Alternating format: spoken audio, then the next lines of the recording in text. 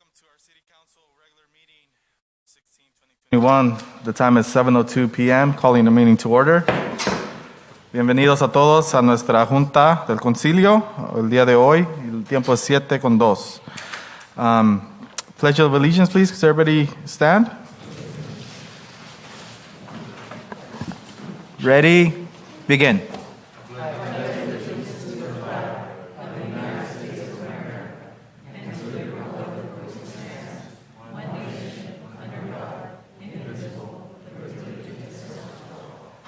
And could you guys please remain standing for a moment of silence for first responders and military members?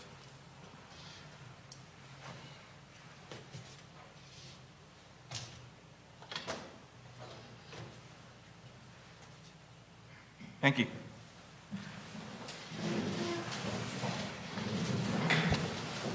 Monica, could we please get roll call? Roll call. Councilmember Soto? Present. Councilmember Moran? Present. Councilmember King? Mayor Pro Tem Garcia? Mayor Aguilar? Present. For the record, Councilmember King and Mayor Pro Tem Garcia are not in attendance, but their absence is excused. Thank you, Monica.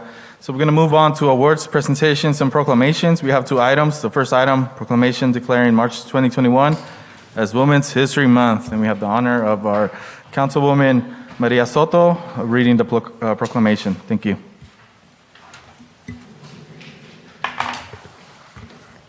Hey, Mr. Sanders, just FYI, audio online, they're saying that there's no audio.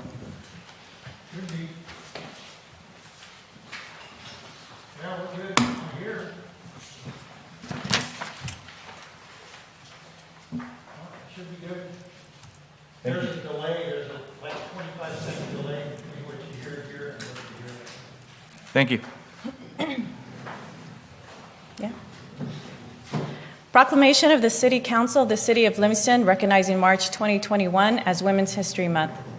Whereas throughout history, extraordinary women have made significant contributions to the growth and strength of our city, state, and nation in countless ways, and whereas through leadership, innovation, and ingenuity, generations of women have made significant contributions in science, medicine, technology, business, politics, entrepreneurship, and arts, culture, and whereas women have been leaders in securing their own rights of suffrage and equal opportunity, and in the abolitionist emancipation, industrial labor, civil rights, and peace movements, creating a more fair and just society for all. And whereas whether serving in elected positions across America, leading groundbreaking civil rights movements, venturing into unknown frontiers, or programming revolutionary technologies, generations of women that knew their gender was no obstacle to what they could accomplish have long stirred new ideas and opened new doors, having a profound and positive impact on our community. Whereas despite their contributions, the role of women in history has been consistently overlooked and undervalued in literature, education, and culture. And whereas this month, we celebrate countless pioneering women and their victories, and we continue our work to build a society where our daughters have the same possibilities as our sons. Now, therefore, the City of Livingston City Council hereby proclaims the month of March 2021 as Women's History Month. Thank you, Mayor. Thank you so much. We're going to move on to our second item regarding the proclamation declaring March 31st as Cesar Chavez Day. So I'm going to go ahead and read it. Whereas Cesar Estrada Chavez was born March 31st, 1927 on a small family ranch near Yuma, Arizona. After serving our nation in World War II, Cesar Chavez returned to farm labor in California and began advocating for farm workers' rights. On April 23rd, 1993, Cesar Chavez passed away, leaving behind an enduring legacy of service and leadership. And whereas Cesar Chavez's influence has made a lasting impact on farm labor issues, inspired millions of Latinos to achieve educational and political success. And whereas Cesar Chavez's leadership will be remembered for utilizing the principles of nonviolence and service to community. And whereas Cesar Chavez founded the National Farm Workers Association, which ultimately became the United Farm Workers of America, or UFW, AFL-CIO, the first successful farm workers union in the United States. Under Chavez, tireless leadership, the UFW was the first to win collective bargaining rights for farm workers. And whereas the UFW collective bargaining agreement significantly improved the quality of life for farm workers throughout the U.S. Whereas in '94, Cesar Chavez was posthumously awarded the Presidential Medal of Freedom, the highest civilian honor in the U.S. Whereas on Cesar Chavez's birthday, March 31st, individuals and organizations throughout this nation will celebrate his life and work by participating in community service projects. Now, therefore, that the 31st day of March shall be annually be known as Cesar Chavez Day of Service and Learning in order to reflect on and honor the life of this distinguished leader, promote the principles of nonviolence and service to community. Thank you. Okay, we're going to move on to announcements and reports. We have our Supervisor Rodrigo Espinosa in the building. You want to come up? Thank you, sir. Good evening, good afternoon. Buenas tardes a todos. Well, first of all, I heard today that in the county, we got about 40,000 vaccines. So hopefully everybody in our county, as many people, we can vaccinate as many people. Ahora en el condado oí que recibimos como 40,000 vacunas, así que ojalá que la mayoría de la gente pueda vacunarse en cuanto más. Poco a poco nos van a llegar más vacunas. We're going to get more vaccines as soon as we can, and then we'll open it up to everybody. So the president was saying, President Biden was saying that by May 1st, he wants everybody, the vaccines to be open to everybody. Para el 1 de mayo quieren que, el presidente Biden quiere que vacunen, que se abra todo para vacunar a cualquier persona que quiera la vacuna de 16 para arriba, a 60, hasta lo que sea. Also, too, I know that the mayor and the city manager and whoever the committee is contacted the county about the revenue sharing agreement. The revenue sharing agreement is what the city and the county were talking about in regards to the city growing, expanding, doing a general plan. So we're trying to get that done together with the city. I know that in the past 2 years, the Merced County voted to approve a contract with the city, but the city still is still thinking about voting it or trying to negotiate something different. So I know that I know that the city manager contacted the Jim Brown, CEO of the county, and through email, and I know that we came back saying that it's usually, I think that as a board of supervisors, we feel that we already shook on it with the city twice.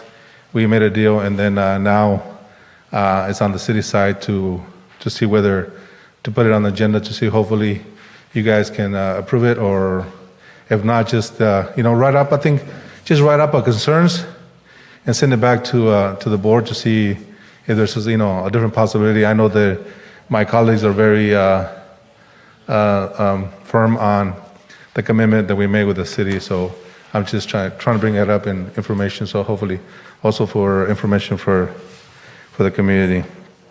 I was just finishing up a Zoom call regarding Tarjeta Azul, the blue card, which is basically a proposal that's going to go to Congress in regards to agricultural workers getting the blue card, and if they meet 4 qualifications, whether they've worked in the last 2 years, where they worked 180 days in agriculture, they could qualify to get a permit to work, and also in the future getting a residency card, and eventually citizenship. So that could take a few years, but if anybody in the family works in agriculture, they qualify for the whole family, maybe for the citizenship.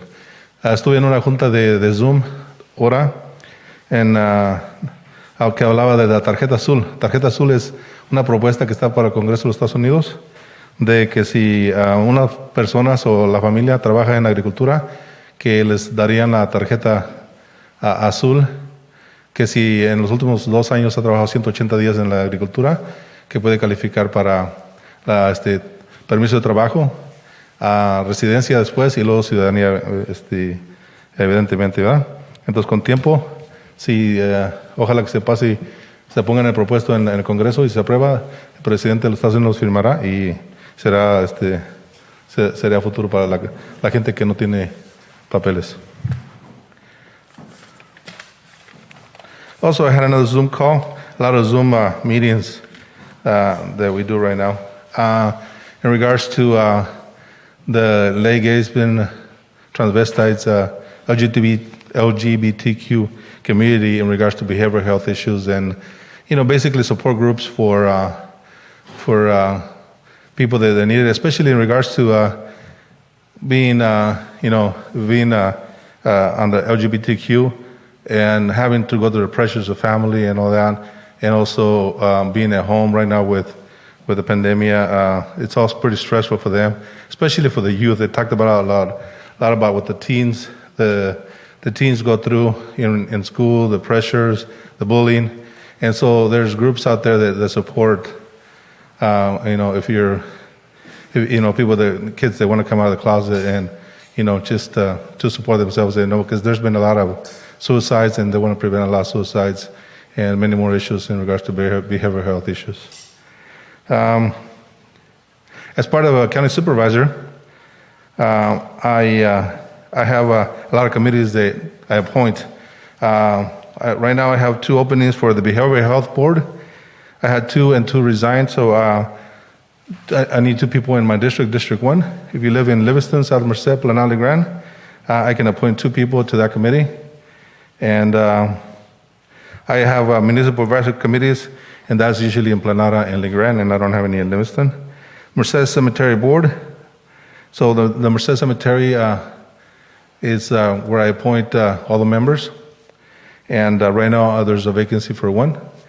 And I haven't checked, but as long as I think if you live in District 1, you should be able to be on the board and I can appoint somebody on the board of the Merced Cemetery. And it's also a board, and you can learn from what the process of cemeteries and that they do, just like a regular board meeting, like the city council. So I also appoint people to the Planning Commission of Merced County. There's no vacancies there. Emergency and Medical Care Committee. I just appointed 1 person from Planara, Olivia Gomez. And I have 2 openings for the Library Commission of Merced County. And there is also a HUD board of Merced County that takes care of all the HUD apartments in the county as well. So there should be 1 or 2 openings, but that's over the oversight board. And usually when I was chair last year, I could appoint somebody, but I'm not on that position anymore. And the Merced County Fair Board of Los Banos. So the county has only 1 fair, and that's the one in Los Banos, not the one in Merced. That's the state fair. That's not a county fair. And so usually I'm able to appoint 1 person to that one. There's 1 too, but I'll probably be requesting to change that in the future. So if somebody wants to serve on that board, I can appoint somebody there. So, tengo juntas puedo apuntar a gente para comités desde parte de mi trabajo y tengo una lista también. Así que si alguien quiere ser apuntado o aprender de cuáles son las comités, por favor véngame o llámeme y les daré más información. I don't want to take the meeting too long, so in case anybody has any questions from the council. I think there's a question. No, we're good. Thank you. Okay. No. Is that all voluntary, all of the appointments? Yeah. Okay. Yeah, thank you. Any questions from the public? No? Thank you very much. Yeah, what? Thank you, Mr. Supervisor. I do have 1 question. I was just wondering, actually I was going to call you earlier about like Livingston. We haven't had an opportunity to have a vaccine clinic. We have certain locations where the vaccines are available, but like in other communities, they have additional clinics. Is there a possibility that you can work on or petition to where we can have an additional one here in Livingston? Oh yeah, that'd be great. I know that the last couple of weeks, Foster Farms has vaccinated everybody in the plant. I think 2,500 plus people in the plant. So hopefully, most people that want it. And also, Livingston Community Health has vaccinated people, but I can sure look at maybe providing another location, or maybe together with Livingston Community Health, just advertise and have a big one here. I know they're doing one in at Castle Family Health. We'll be having another one on Saturday with Johnson & Johnson, one-time vaccine. I think it's going to be 9 to 5. So if anybody wants to call 726-1235, 726-1235, and try to get an appointment for the Johnson & Johnson vaccine in Buhak Colony, and that's through Castle Family Health. So I know there's probably other ones, but I can probably find out. And I know they can get a lot more vaccines if we got a big shipment in from the state. So, but I'll try that, Council Member. Thank you very much. Thank you. Okay. Just to add a little bit about that, I've been working with some county officials, hopefully get one by next week. So, Thank you.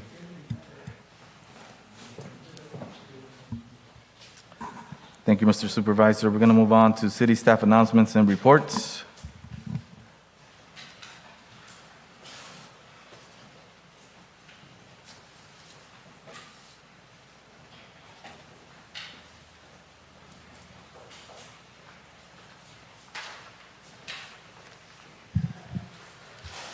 Good evening, Honorable Mayor, council members, city manager, members of the public. Anthony Chavarria, Public Works. Council, I just wanted to provide a brief update on our wells. So to date, well 11 was put back into service on March 2nd and is in production right now. We're producing about 500 gallons per minute from that well. We can do more, but we are restricting right now just to slow the velocity down. Well 16 was put back into service on March 8th, a week ahead of schedule, and is producing 900 gallons per minute, but it is designed for 1,200 gallons per minute, and we will slowly start to increase that production at well 16. Well number 9, the equipment has been installed and is in the disinfection process right now. Once the bacteriological samples have been pulled and confirmed negative, we can start sending water to the distribution system. Well 9 can produce 1,000 gallons per minute, but it will be restricted to 500 to 600 gallons per minute there as well, just to slow velocity down. We're anticipating to get that well back online, well 9 back online by this Friday. I'm also anticipating to be able to inform council on what our total well repair expenses have been and what Foster Farms expenses have been. Foster Farms has helped us facilitate the repairs by covering the overtime and airlifting and chemical cleaning of the wells. So I should be able to get some numbers to council by next council meeting. End of report. Thank you, sir. Council, any questions? All right, no questions. Thank you, Anthony. Appreciate it. Thank you.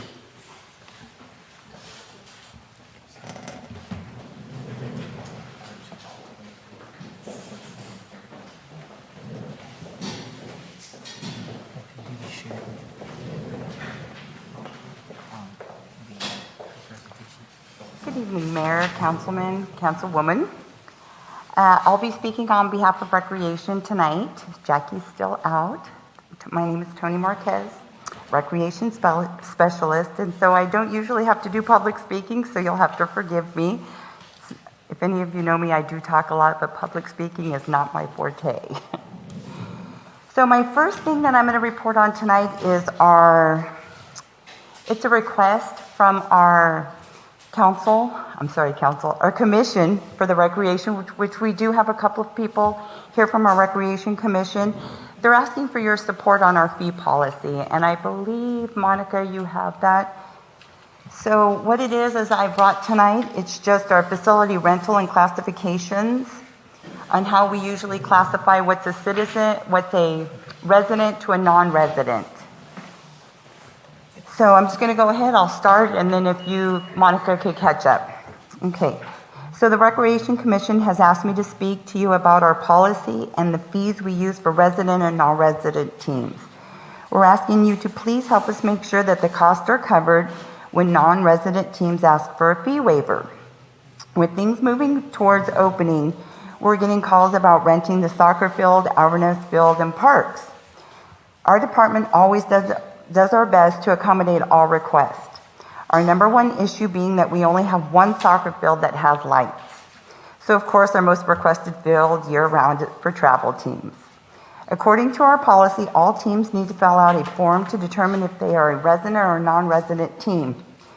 We have 2 youth soccer teams, 1 adult soccer team, and youth football that ask to use our facilities on a regular basis.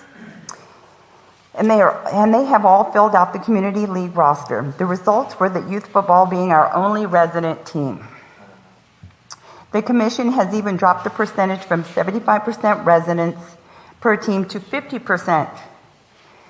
So now these non-resident teams want to only pay for lights and not pay the fee for the field usage and use our amenities.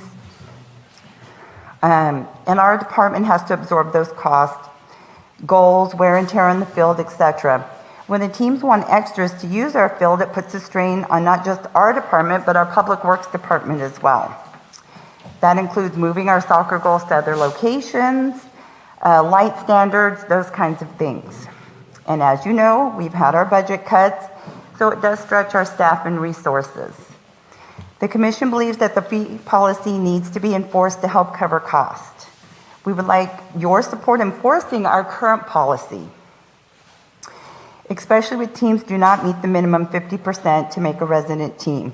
We have defined what makes up a resident team, but we believe that some believe that they coach or they sponsor a team makes them a resident team, which it does not. So we're asking, the Park and Recreation Commission hopes that they can count on your support in this matter. So I provided what it is right now. We will be doing some fee analysis once we start to open again, because when we did this, it was about 5 years ago. Minimum wage has changed a lot over the last 5 years, so we're going to bring this up to date from our Recreation Commission at a later date. But as of now, these are the prices. Do you have any questions, concerns? So, and all of these facts and figures can be found on the city website if you go under Recreation. Okay, now that that's over, we're going to move on to more fun stuff, because we are the fun department. We have our annual Easter egg hunt still coming up. We're doing it like a trunk or treat, but it's going to be trunk or hunt. So right now we have 11 trunks signed up. So thank you all, and thank you council for also participating in that event with us. All the information can be found at the cityoflivingston.org recreation special events. And so it's going to be a little different this year, but I think it's going to be successful, and we're going to stay within the safety guidelines, so for those concerns. And only 2 more things and I'll be done. The Centennial cards are only $10. We still have those for sale. If not, you can also see a council member or a Recreation Commission. It's good for all the local businesses that have chose to participate. We do have 11 local businesses that are participating: La Mornitas, Mi Casa, Gino's Pizza. There's a whole variety. It is on our recreation page if you'd like to know more, or you can come by City Hall and see me, and I'll be glad to get you a card. And all these are going to support our centennial event, which is in 2022 when the town was incorporated. And our centennial committee has been working really hard. We're also doing a presentation for the school. So everything you spend on these cards and our other fundraisers will go to support this event for the entire city. And we are doing a mobile event to go to each school. So it does go a long way. And the last fundraiser we have is our pasta dinner tickets, $8. It's going to be April 8th from 4 to 7. You can see almost any of the council members up here to get your ticket. They are $8. Of course, you can always come see me again at City Hall and get one from me. And then we also have our rec commissions here who are also selling the tickets. But again, $8. Does anybody have any other questions? We're good? No, that's it. Do you guys have any questions, council? Just one question. When is the last day for participants to register for the trunk event? The day before. So the last day would be Friday. That way I have enough time, because we're going to give kids passports. So each time you go to one, you'll get it marked off, and then they'll put it into a drawing to maybe win an Easter basket, which you do not need to be present to win. Okay, thank you. Thank you. Also, I'd like to see that we put that on the agenda in regards to the recreation, the fee increases for the facilities and the other portion of that. I'd like to see that on the next agenda, if possible. Thank you. We have our volunteer fire chief, David Bates, coming up.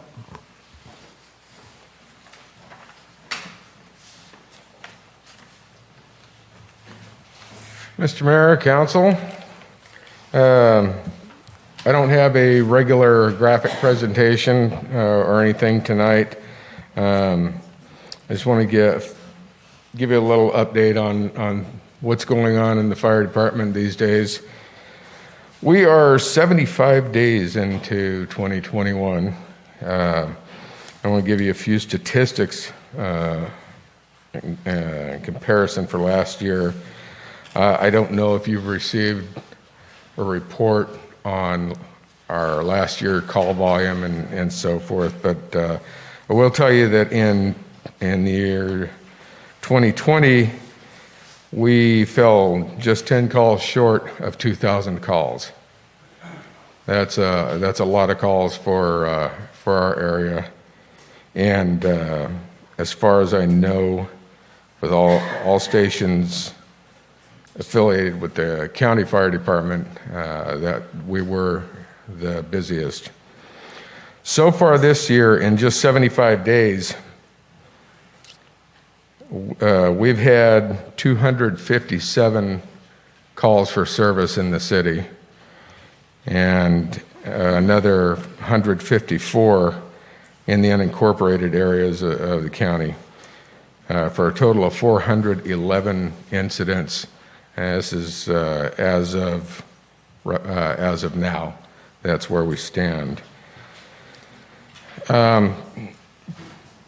Well, we have had quite a number of calls regarding COVID cases.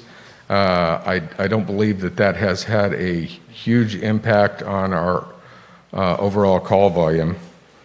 It is, however, still a factor.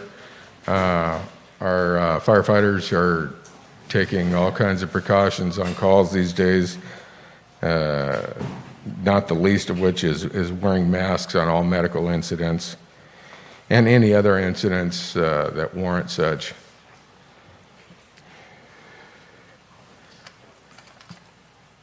One other matter is we took delivery of our electric cart, and it was moved to the fire station today.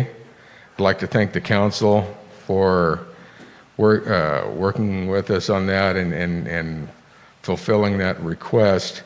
And it's headed into service already. It's lined up for its first event Friday evening, and it'll be the first of what will be many, hopefully.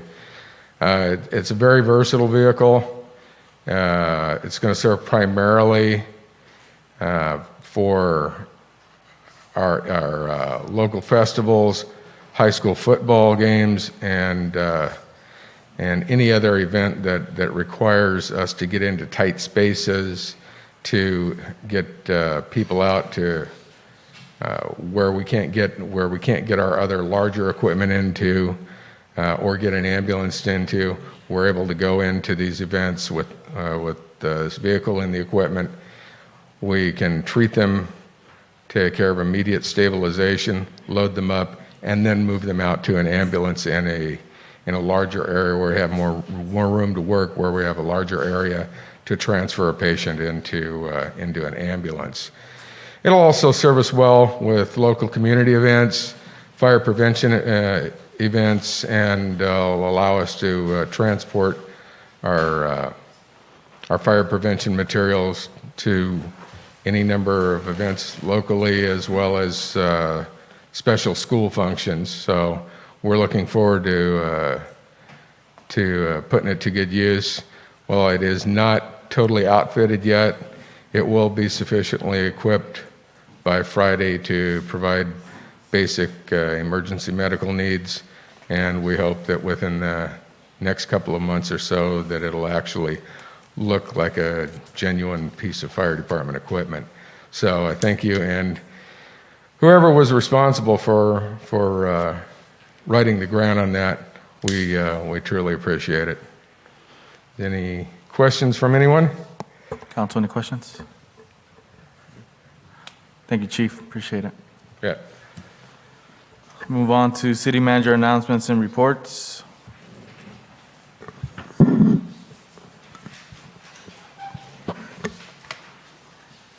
Mayor, council, and esteemed public, a few items I have to report. Number one, I want to thank the recreation team and also public health advocates and several other staff members and our council. We successfully submitted our grant application for the Prop 68 funding round, and so we're going to keep our fingers crossed. So by the end of the summer, we should be able to we should receive notification, and hopefully that we received the grant. And just for those of you that don't know a little bit of the background, basically we have one part of town which is just behind us here, which is the Livingston Farmers Association property. There's 3 different parcels out there that we entered into an option agreement with, and hopefully we get the grant. If we get the grant's going to allow us to actually purchase the property and also make the necessary improvements, recreational improvements for our community. So wanted to let you know about that. Then the second thing I wanted to share with you as well is because of the pandemic back in April of 2020, there was suspension of fares for the bus. As of yesterday, that has been suspended, and so so the transient charges are back on course. The other thing I wanted to share as well is that there's going to be some town halls that are going to be taking place here, all around the county, but there's going to be the town hall meetings taking place here on April 14, and they're basically virtual town halls. So some folks can come and be here present like you are today, but others can participate virtually like Zoom, etc. And then also wanted to just share that we've had several inquiries of some property along the Winton Parkway extension, and so because of that, we're looking at there's been a lot of requests to punch through F Street. And so hopefully we can work with our city attorney and we can come up with some creative ways to make that happen, come to fruition. And so that's all I have today. And if you have any questions, council, thank you. Thank you, Jose. Council questions? Thank you. We move on to city council members' announcements and reports. Councilmember Jose Moran. Thank you, Mr. Mayor. I just have a few items to report on. I was able to participate at the utility stakeholders meeting. We had a lot of great information and we had a lot of great feedback. We had a lot of participants, and we appreciate your feedback. I also participated and attended the Livingston General Plan meeting, and we had a great discussion into what the residents want in regards to how do you want us to grow. And so once again, your input is always greatly appreciated, because based on your feedback, that is how we can better plan. And that plan is going to be for the next 20 years or so. I also had planned to attend the new place to eat in town, Los Gordos, grand opening. I was a little late, but I was on time for the free tacos and horchata. So I'm sorry, I apologize, but I wasn't there on time. I had other responsibilities that came up at the last minute. But it's a great place, and congratulations on the grand opening. I also had the opportunity to participate, and thank you, Mr. Mayor, for inviting me to participate in the vaccine registration event that we had here at at the chambers. We had a few people that came out to be registered, and that kind of proceeded with another event on Saturday. I also want to say thank you once again to the animal control officer. She's been doing a great job. And Chief, he was here somewhere. So officer, oh, there he is. Okay, he's guarding the door. And so thank you, animal control officer, for responding to the residents' calls, and actually, I just a few days ago also I received notice that I was selected as part of the stakeholder advisory committee for the Merced Sub-Basin Groundwater Sustainability Agency. So that is, I guess, another committee. It's like so finding a different way where I can serve my community. So next time I'll probably be able to bring back more information on how that went. And as some of you might know, I'm also part of a Livingston Lions Club.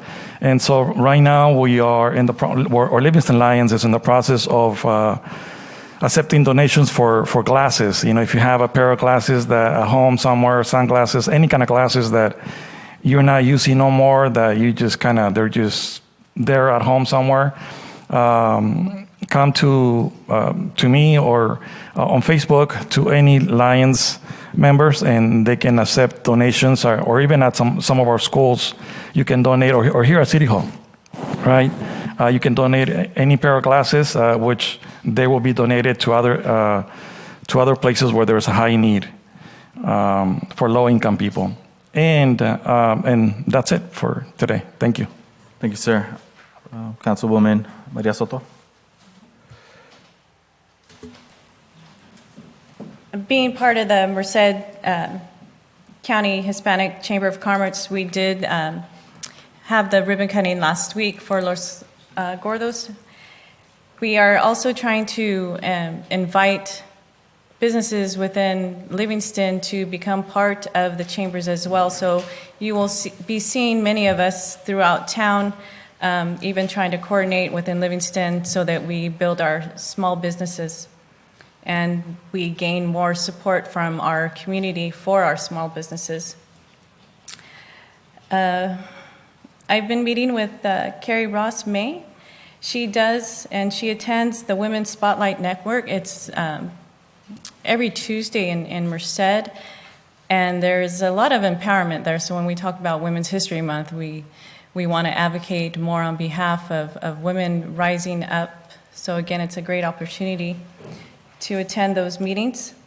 Also with schools slowly opening up at the lower grades and high school coming back online, we do have our Livingston sports also opening up. They have been participating in track and swim. This Friday, though, is our first home match against El Cap, our first contact game. So again, we're just waiting for testing to go through, and hopefully we come back to our Friday night lights here in Livingston. VFW will be starting up again their dinners on the 25th of March. It also coincides with FFA, another organization that we like to support here in our community. They do have their tri-tip dinner that night, and I believe last week was the last time you could order. But again, we have very many organizations in Livingston that we choose to support and keep our youth involved and our community involved in what's going on. So thank you. Thank you. Mayor Pro Tem Garcia's, Raul Garcia is on the line. Mayor Pro Tem, do you have anything to report?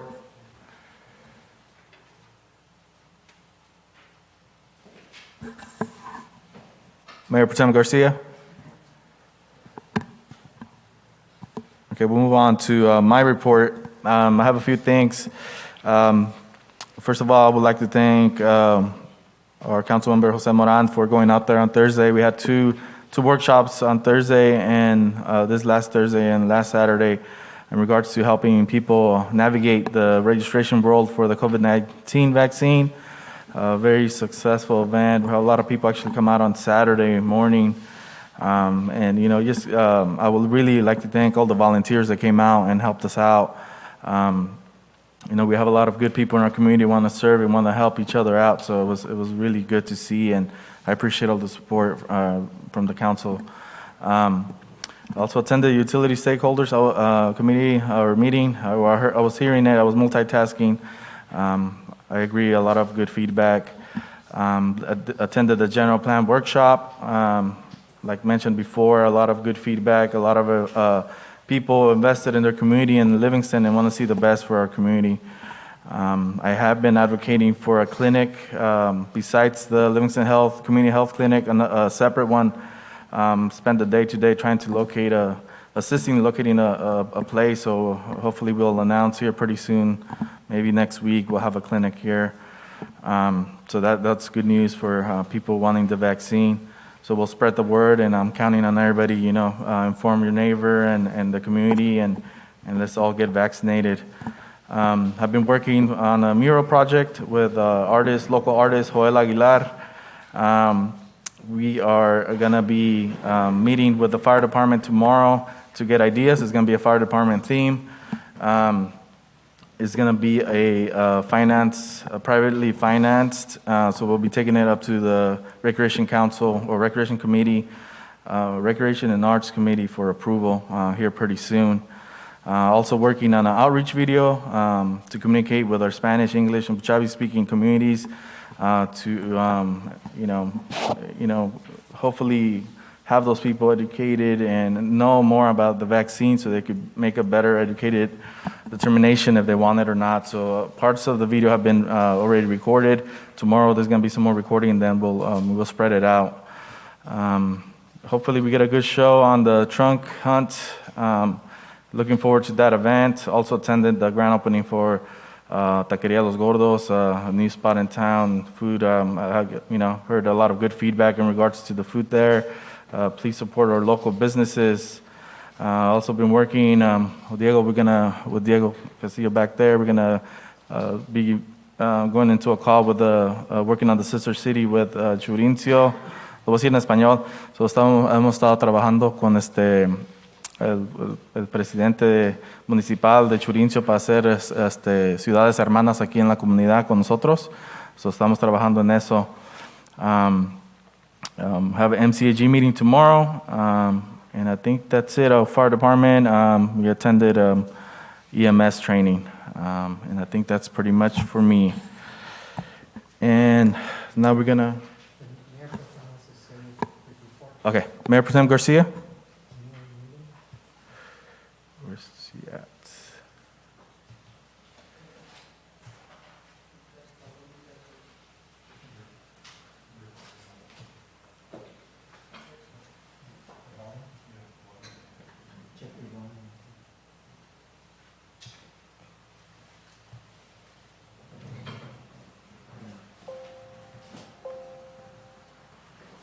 Mayor Pro Tem Garcia, can you hear me?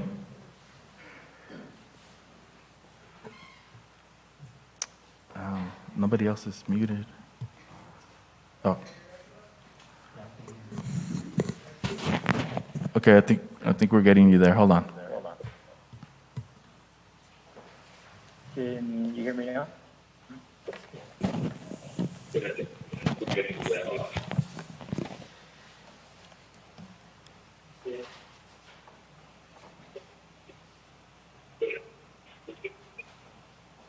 Mayor, did you guys? Yeah, go ahead. We can hear you now, but a little better. A little better. Okay, yeah. Just for the record, I've been on since 1900 hours.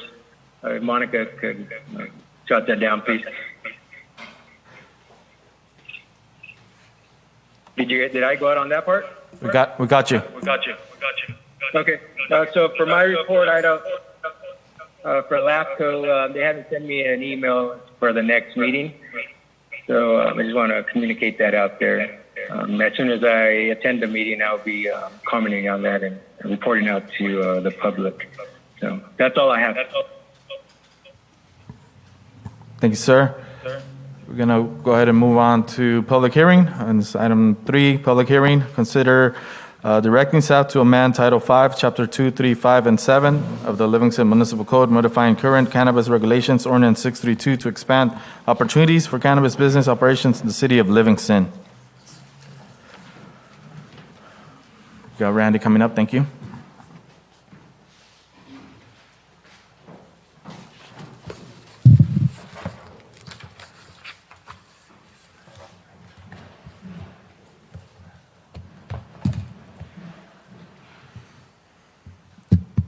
Good evening, council members.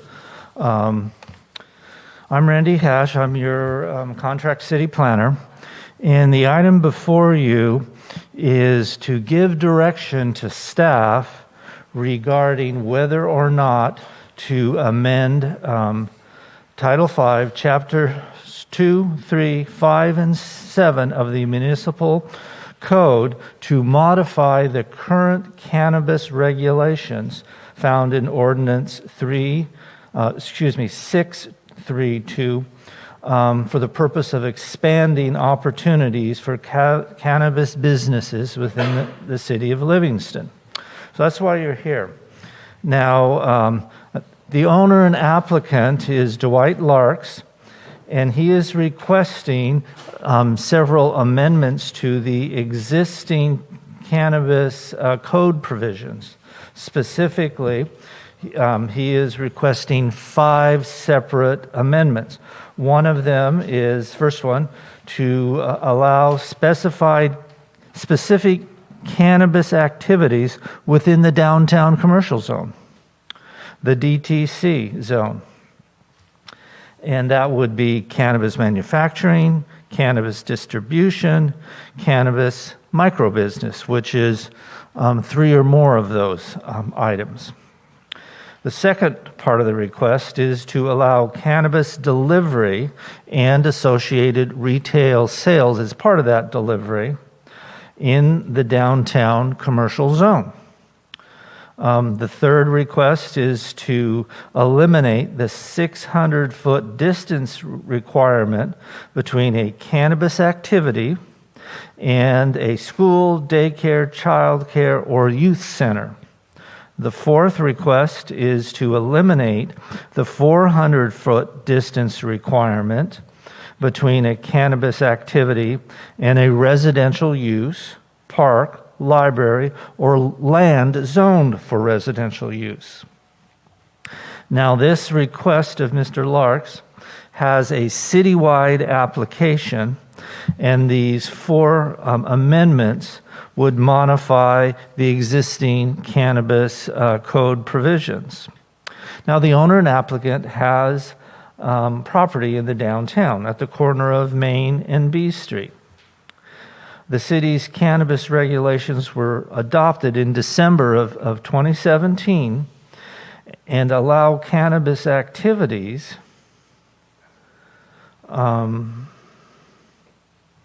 only within the city's industrial zone, which is M1, limited industrial, or M2, general industrial.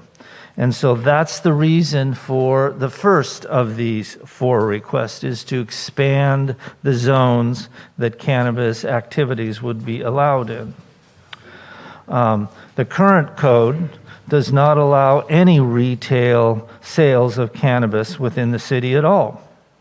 The applicant wishes to, as noted above, engage in a delivery service of cannabis sales. And that would mean that the delivery would involve a sales transaction, and that sale would be booked or placed in the location where those delivery trucks come from, which is the proposed business, which is downtown commercial zone. So that's the second part of the request. And because of the various, this would apply to the entire downtown commercial zone.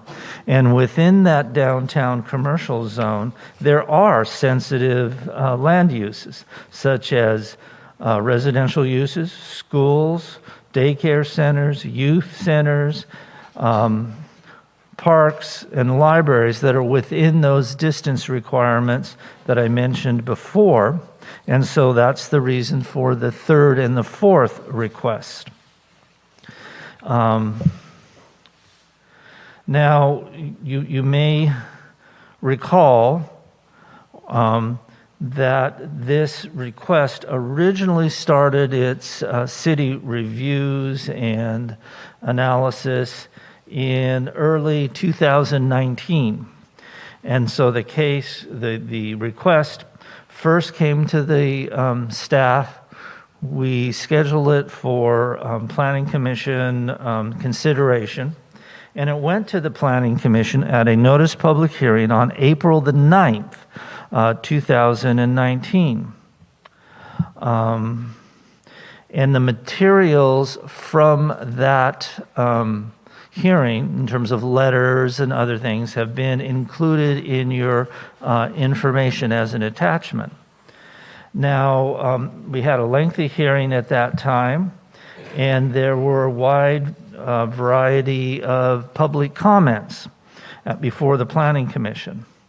A total of 6 letters were received. 5 of those letters were in opposition.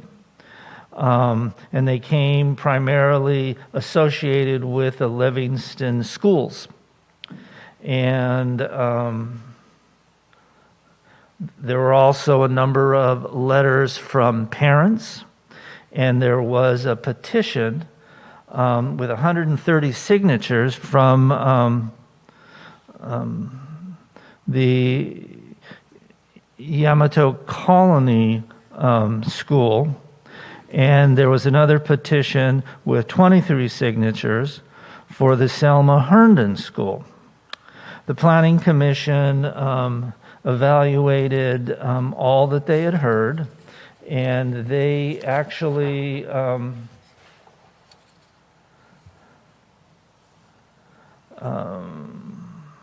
made a recommendation not to proceed with these proposed changes.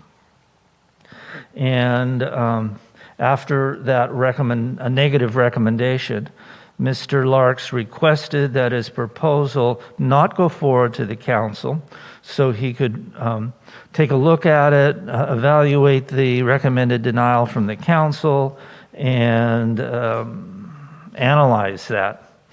And so on February of this year, Mr. Larks came to you and made a presentation on his revised proposal. And after receiving what he thought was a positive reception, he went ahead and asked staff to bring the item forward to you. And so the item is now before you, and that's the purpose of this particular notice public hearing. Now, staff is of the opinion that these proposed amendments or modifications is primarily a community values type of request. And it's one that staff, as technical experts, we don't feel qualified to step into that arena. This is a policy decision, and staff does not make policy recommendations. We make technical recommendations and recommendations of fact. So because of that, I have not provided you with specific recommendations either for approval or for denial. That being said, whatever you decide to do, you should have some reasons for an approval or reasons for a denial. And so I have provided in your materials some possible reasons for approval, and I have provided the Planning Commission recommendation for denial with their reasons, which you, of course, if you feel they apply, you could use them if you're moving in that direction. And as your staff, I am ready, willing, and able to assist you to come up with your own recommendations, either for approval or for denial. So that's something that we can, as you go forward on this, we can work on. Now, since this is a ordinance change, what we're looking for is really guidance and direction from you in how to proceed with this.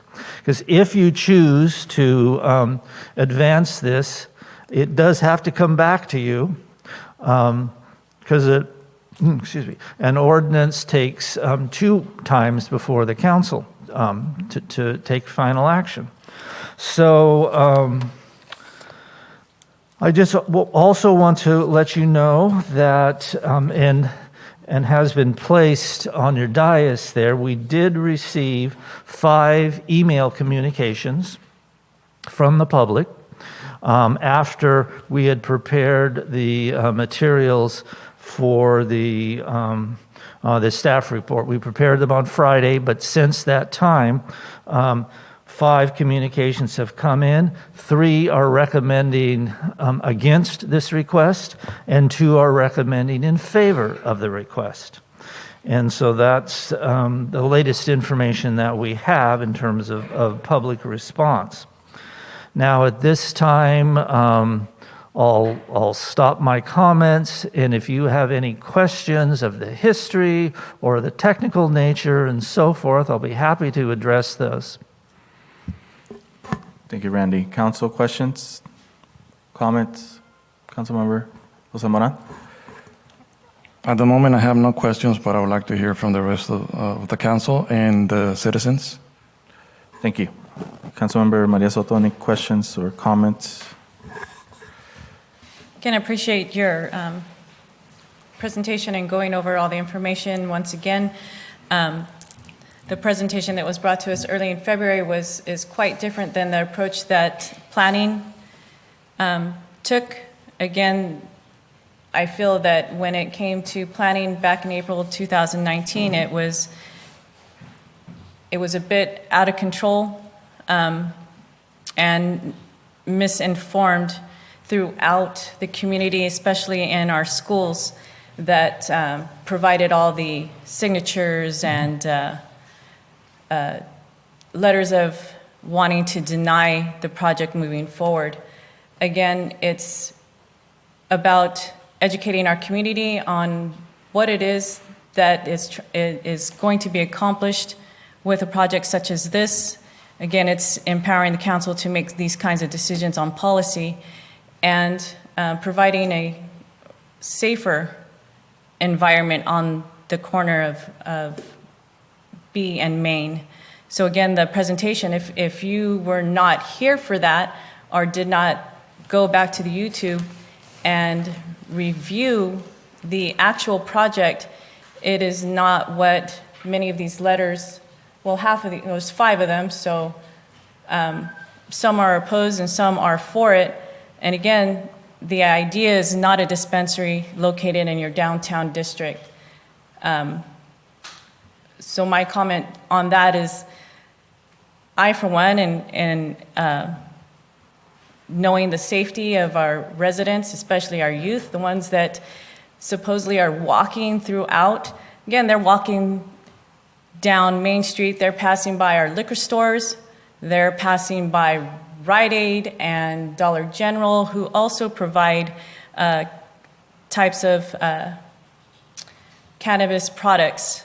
So again, to say that there's going to be an influx of activity going on in our downtown district would be false. So again, I just want to make that clear that if you were not able to preview that presentation that was given at the beginning of February, or see the YouTube video on what is to be taking place in regards to the project, then I believe there's more education to be brought to our community so that there is a better understanding of what is going to take place. Thank you. Mayor Pro Tem Garcia, any comment? or questions?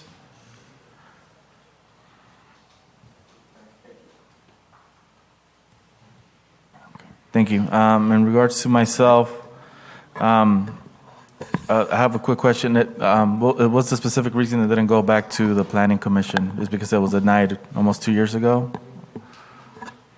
I'm not sure I got all that. Let me repeat what I think I heard. And that is, will the, if the council wishes to move forward, does it have to go back to the Planning Commission? No. How come it didn't start at the Planning Commission this time around? Because the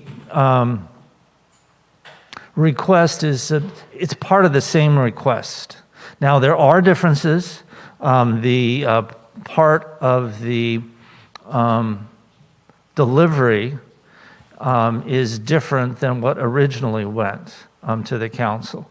But it still has the same basic application, and so it's a kind of a continuation of that request, and the idea of modifying between the council presentation after the Planning Commission hearing in preparation for the council is not an unusual thing.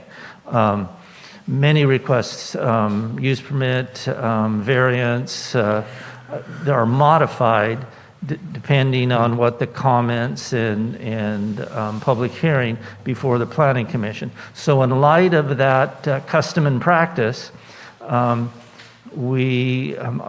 took it forward. And I might add the applicant didn't pay another fee, didn't file another application, so we don't consider it a new request. We considered it as a modified request. And it was the applicant, to answer the mayor's question more direct. So the applicant requested that the item come directly to the council, and so therefore it's on the council agenda, and it was under a public hearing request. Correct. And and the applicant is here, and you need to, protocols are that after your questions me and so forth, that some time would be given to the applicant to make his presentation. Thank you. Thank you for the answer. If the applicant wants to make a statement or provide some information at this time. Yeah, I think the applicant is ready to do that. So I will yield the lectern to Mr. Larks.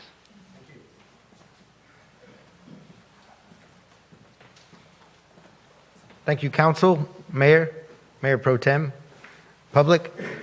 Appreciate being here. The reason we brought this to you is to sort of kind of give you a history of where we've been through this process here in the city of Livingston. When we initially applied for our application, looking at the situation that was going on in the city of Merced, approving dispensaries, city of Atwater approving dispensaries, city of Merced approving grow operations, city of Atwater approving grow operations, city of Merced approving manufacturing, distribution, Atwater manufacturing, distribution, seeing Turlock approving manufacturing, distribution, dispensaries, Modesto manufacturing, distribution, dispensaries. I noticed that my hometown is in the middle of all that activity. And so I filed a zoning text amendment knowing that we have dilapidated properties in the downtown area, which are either going to turn into more liquor stores or other things, or they're not, or they're going to sit empty. We have about 20,000 square feet of empty commercial space. And I'm aware that people think they have a problem with this plant, but for the most part, these people don't really understand the plant, the history of it. Like my mom had cancer, and she used cannabis along with her chemotherapy, which was recommended by her doctors, and she's alive today. Now, in the city council meeting, I had principals of schools saying, well, my dad died of cancer and we still wouldn't use cannabis if we did it again. You can call my mom. You can call her. She's alive and she used cannabis. So there's people that have a problem with cannabis, but I'm not a fan of like the New York Jets, right? But if the New York Jets wanted to come in town and put something on, I wouldn't stand in their way. It's a good thing for everybody else that's involved. So the meeting at the Planning Commission was a lot of yelling and screaming, and it was really out of control, and there was no decorum there. And I was told that they passed out this document telling people that we were going to open a dispensary in downtown, and that the principal was out there getting signatures on school grounds, telling everyone it was going to be a dispensary, when in fact we don't have parking for a dispensary. The dispensary has nothing to do with our project. We want to produce medicine that saves people's lives, and we want to be able to deliver that medicine to people so that we can have that interaction with them and give them that education that they need on how to use it.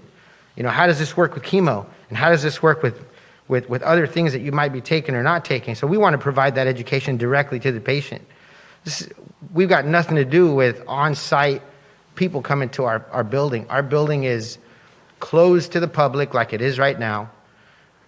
We could be having this activity in there right now and you wouldn't be able to tell. The only difference that's going to happen is that we are going to improve that corner, make it safer, and provide the tax revenue that all these other cities are taking from our town. So really, that's why I wanted to bring it back to you and to let you know how that the process has really been unjust for us with school people, principals, making outlandish comments about what we're trying to do. Incorrect information was out there. And we'd be more than happy to bring some of the teachers here that felt they were pressured to sign that document early on. But if you'd like to take it back to the council, we'd be more than happy to go back to the council and kind of update them and then bring it back here. Thank you, Dwight. Appreciate it. Any questions for the applicant, council? What's that? So also for public information, I think you already covered this, and it's a question that I had. In regards to associated, here on the document on number 2, it says request to allow cannabis delivery and associated retail sales in the downtown commercial zone.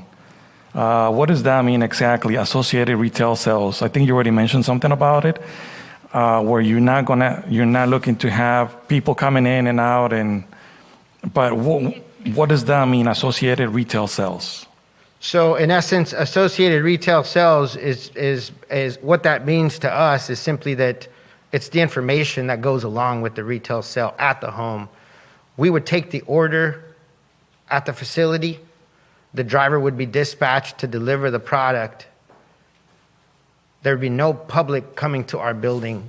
We are closed facility to the public, no access. The doors are $2,000 each. You can't get in. You're not allowed to get in. There's security 24 hours a day.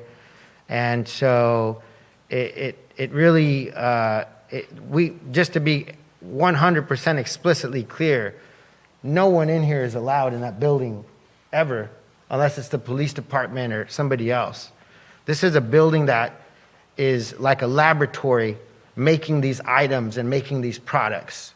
So if you were here and you were told that we're going to be offering retail at the building, you should go and find out why you were told that. If I may answer that question, when you make a delivery, that's a retail sales activity.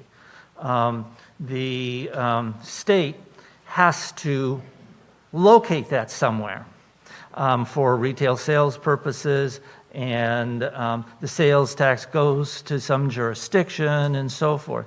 And so that sale needs to have a location, a home for it. And so that home is Mr. Lark's business. And so that doesn't mean, and it was not the intent of me writing the staff report, to say that he'll be selling out of his business in the downtown, but those sales that do occur as part of the delivery service has to be booked some physical location.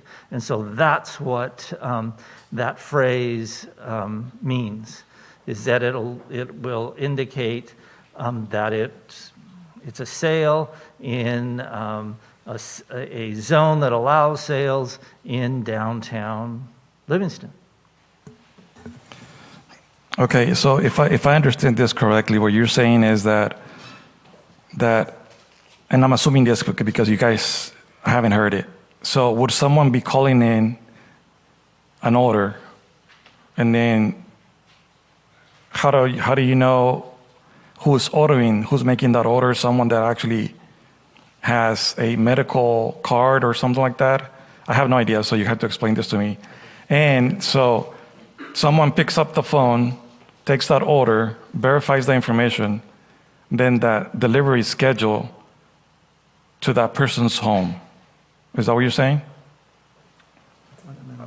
Or is that for you? Or? No, Oh, yeah, that's correct. So typically what happens, Councilmember Moran, is, and thank you for the question, allows us to clarify, is when someone goes online and they see an advertisement for a licensed delivery business, they can call the phone number or they can place their order through the internet. And what is required when someone calls in is they have to send a copy of their driver's license or ID proving that they are 21 years old or over. Now, the address on the ID has to match the address where the delivery is taking place. So once those two things are verified, they can go ahead and interact at a level where they're discussing products and product value and what the products are intended for and what they do and how they might interact with some things that they're using already. So that, to answer your question, at that point, they place their order either online or on a phone call, and then the driver is dispatched to go and deliver the item directly to the person. Once the person is reached, and mind you, the vehicles can have no markings whatsoever. Just like that building will never have an advertisement, state law does not allow us to have any kind of advertisement on the building other than the address. So when you look at that building, and we brought some mock-ups to show you, but to answer your question very specifically, the medicine has to get directly to that person. And once that medicine is there with the driver, they again have to verify that driver's license or ID before the transaction can take place. So really the transactions are taking place at the person's home, where they can kind of relax and feel a little better about receiving information versus going to a building where they're in line with 100 other people and it's just very quick and they don't get much information. Okay, and so somebody mentioned, I don't know if it was Randy or yourself, mentioned that, or I think it was Councilwoman Maria, that about cannabis and some other local businesses already. I mean, what's the difference between those cannabis products there to what you're referring to in regards to this, to your business, to your building? I apologize. I'm not like Rite Aid or something. He was like referring that. to Rite Aid and Dollar General. What's the difference between products that we're going to be offering the public that's 21 and over versus what Rite Aid offers? Well, because I heard somebody mention that they're Rite Aid or Dollar General. I don't know if they are or not. I mean, but what kind of products are they offering with cannabis products versus to what you're offering? So it's my understanding that they're not offering any. Rite Aid. You mean Rite Aid? So the DEA, if I may take a couple of minutes here, the DEA, the Drug Enforcement Agency, has taken off of their website any notion, any verbiage that says that cannabis is a gateway drug. They were sued, prove it, they couldn't prove it, they had to take it off. So a DEA agent joined a company called Epidiolex, joined their board, and Epidiolex, who is owned by GW Pharmaceutical, big billion-dollar company, became the first company in the United States to get FDA approval for a cannabis-derived drug. Now, that drug is available to purchase.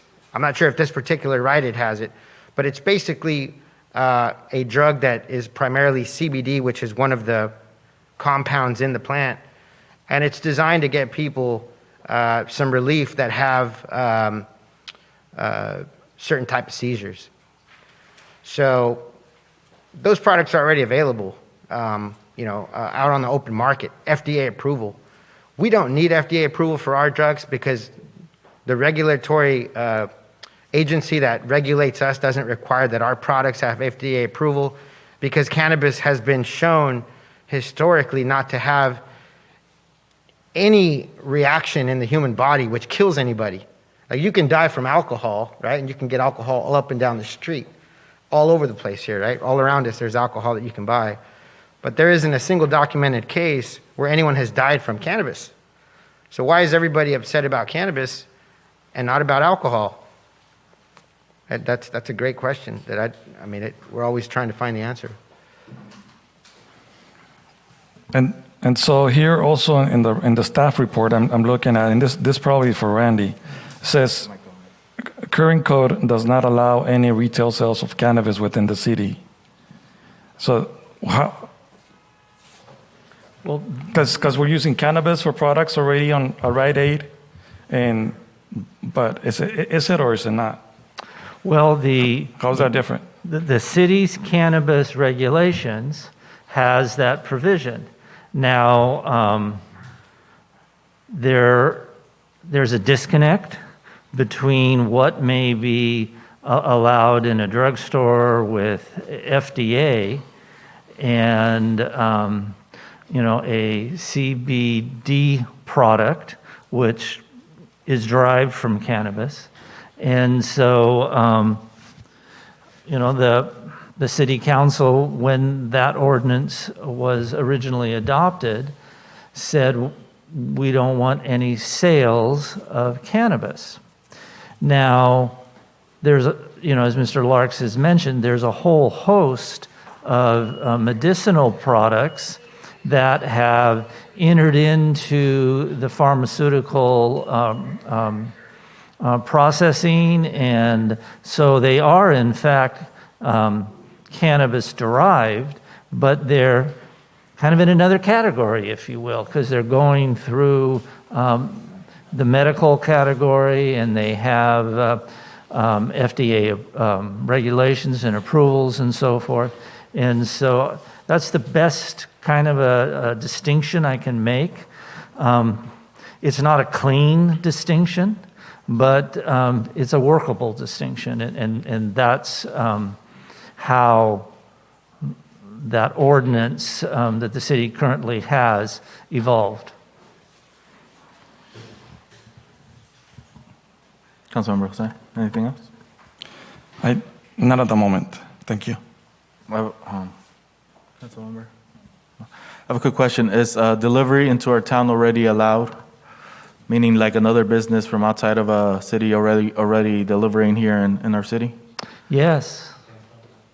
Yes, deliveries are allowed because the state has kind of stepped in and said that even though a city may not have any retail cannabis, deliveries from outside that city, from a county or another city or what have you, can occur.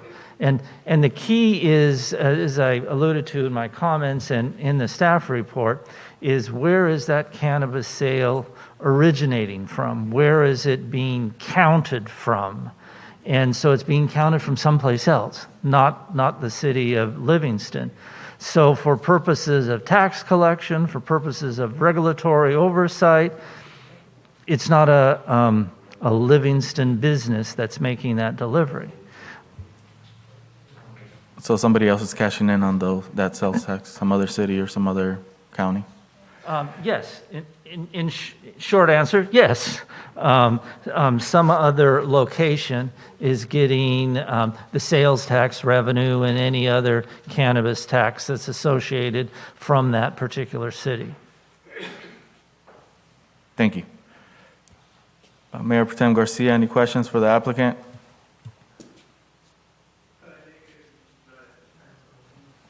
Thank you. At this moment, we're going to open the public hearing. It's 8:21, Any comments from the public are welcome at this moment. We are limiting the comments to 3 minutes, just like in citizen comments.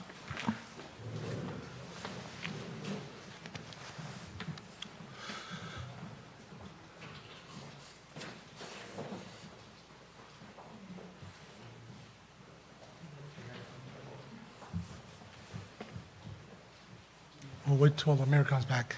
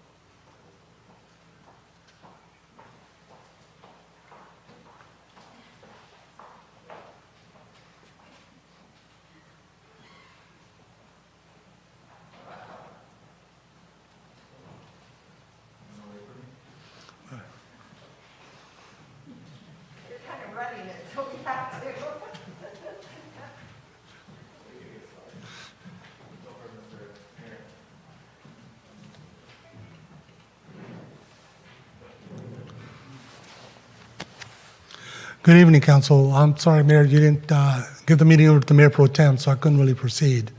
So anyway, Gopal Samra, I'm here to say that what the requests are, I think is too broad to be made a decision here at this time, because you are opening up lot in other parts of the city as well. You know, I don't know, but I think there's a state law says 1,000 feet within residential school zones.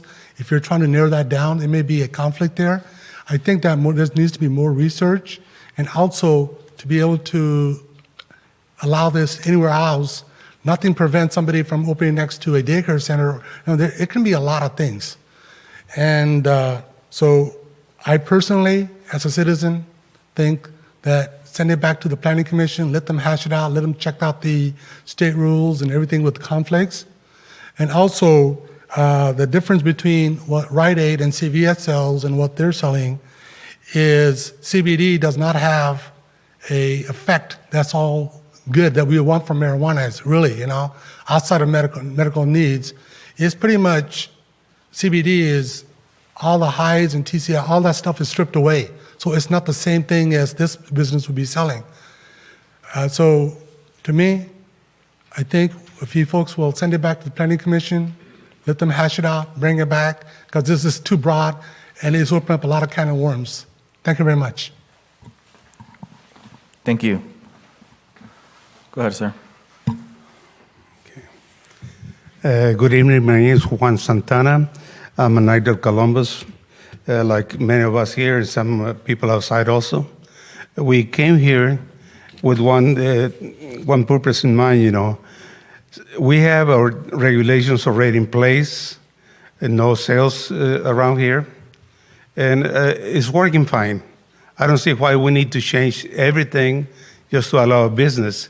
If they want to have a business, they can put it someplace else, you know, and that way we don't have to put up with any problems, the future problems that we might have. So we suggest that this be denied because we have children. I don't want my family to come here. We have five different families that come from us. We have Knights of Columbus, Spanish Knights of Columbus, over 100 members, plus their families. And we all agree, as far as we know, that we don't want any more problems in here. The business is going to be closed, that's it's clear.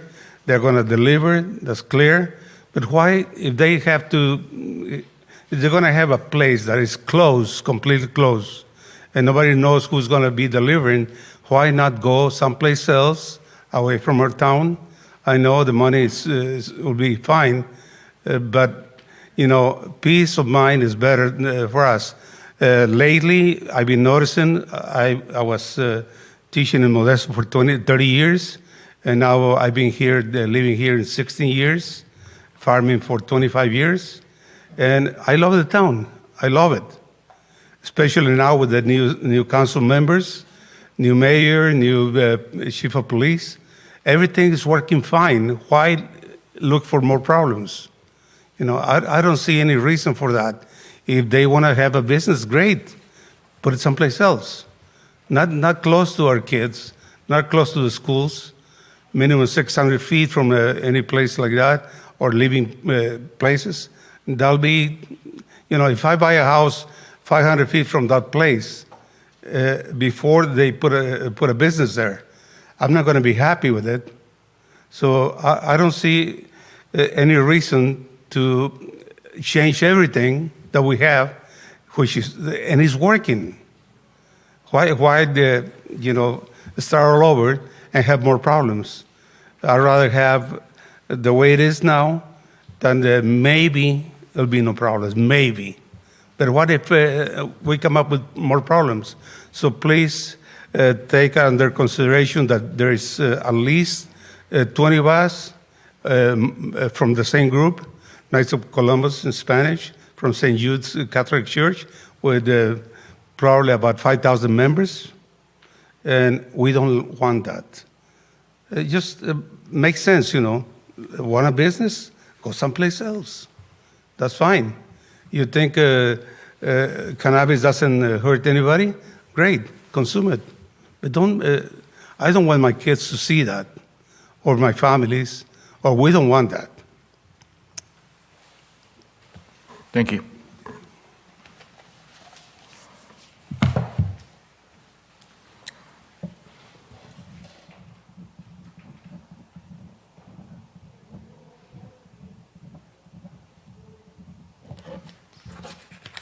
Paul, you forgot to sign in.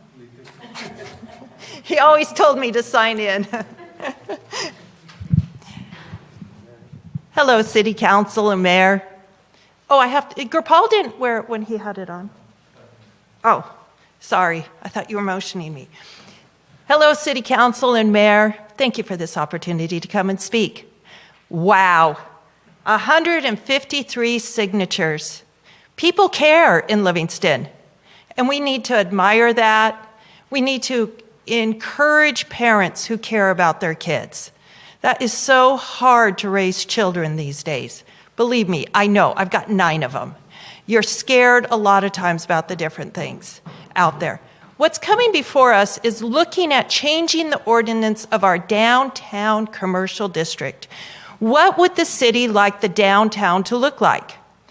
And what this building is saying, what I heard the applicant say, locked in, no one allowed, sealed doors, security. So when I go to a downtown business, as a shopper, I like the picture windows. I like the open atmosphere. It is inviting.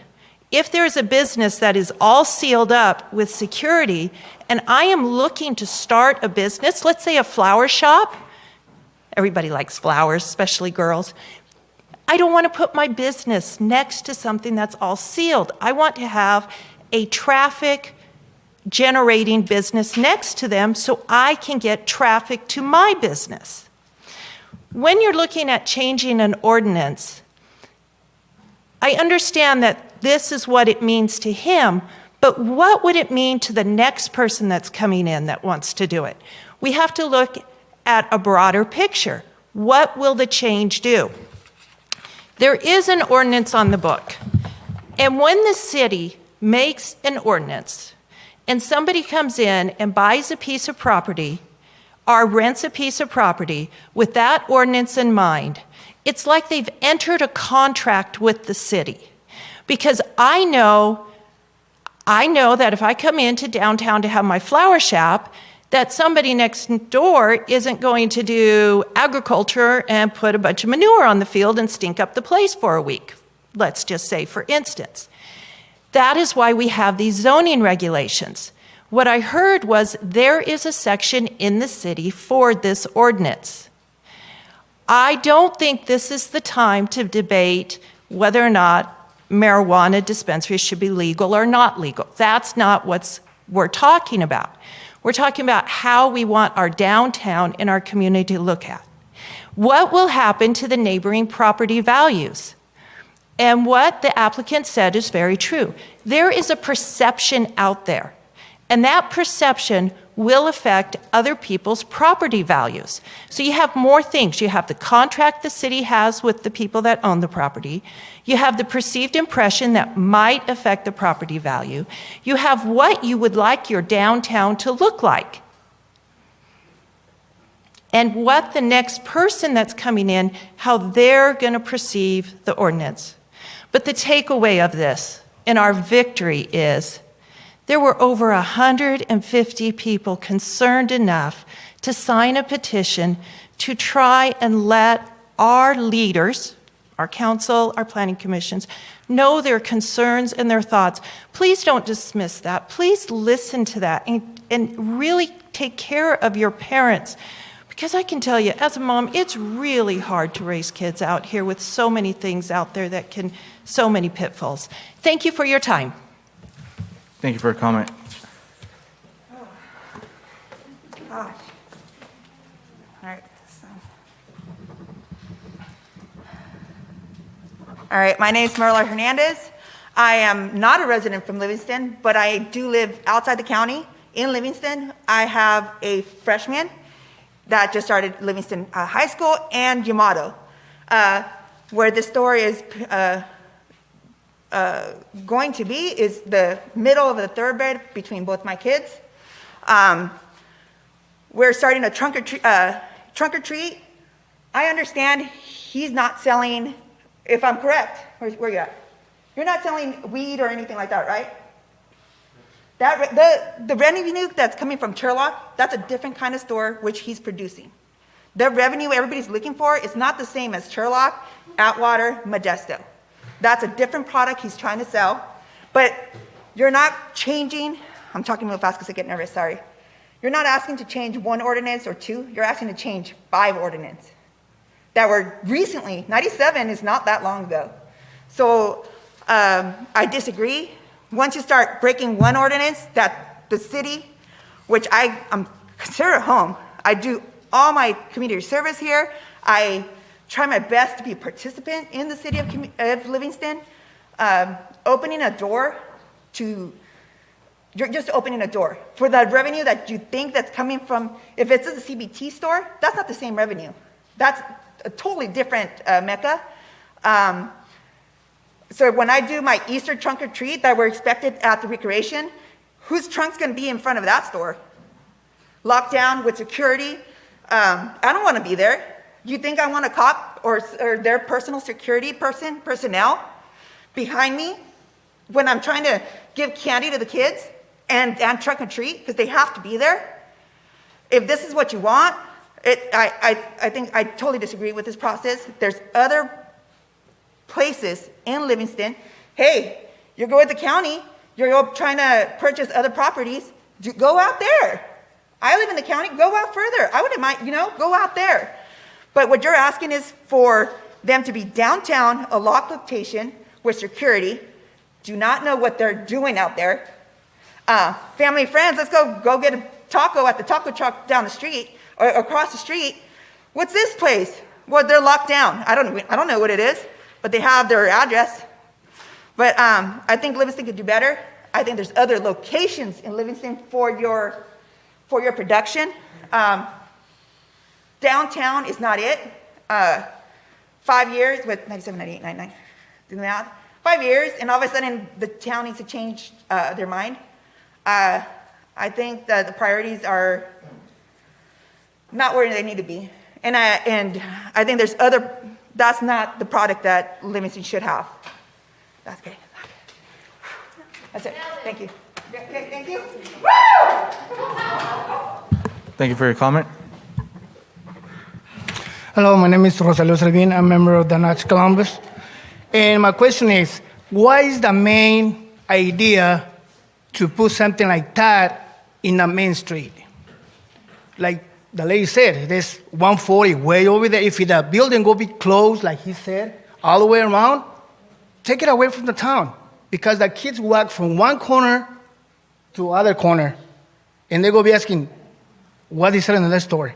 And that's not what it is. I live in Winton, and what it is, I know a lot of people, they order that stuff, and they get it, and then they sell it outside. They got a car. That's right. They call, oh, I need this medicine, and then the other guys, they sell it to the kids or to the minors. I've been looking at that, especially in Winton. If you know those guys from Winton, we try to clear the stuff because it's not right. It's a reason why they want to make stores on the main street. 5 years from right now, I guarantee they will be able to sell it in public. Thank you. Thank you for your comment. Good evening, Mayor and Councilman. I am the principal that collected all the signatures for the petition.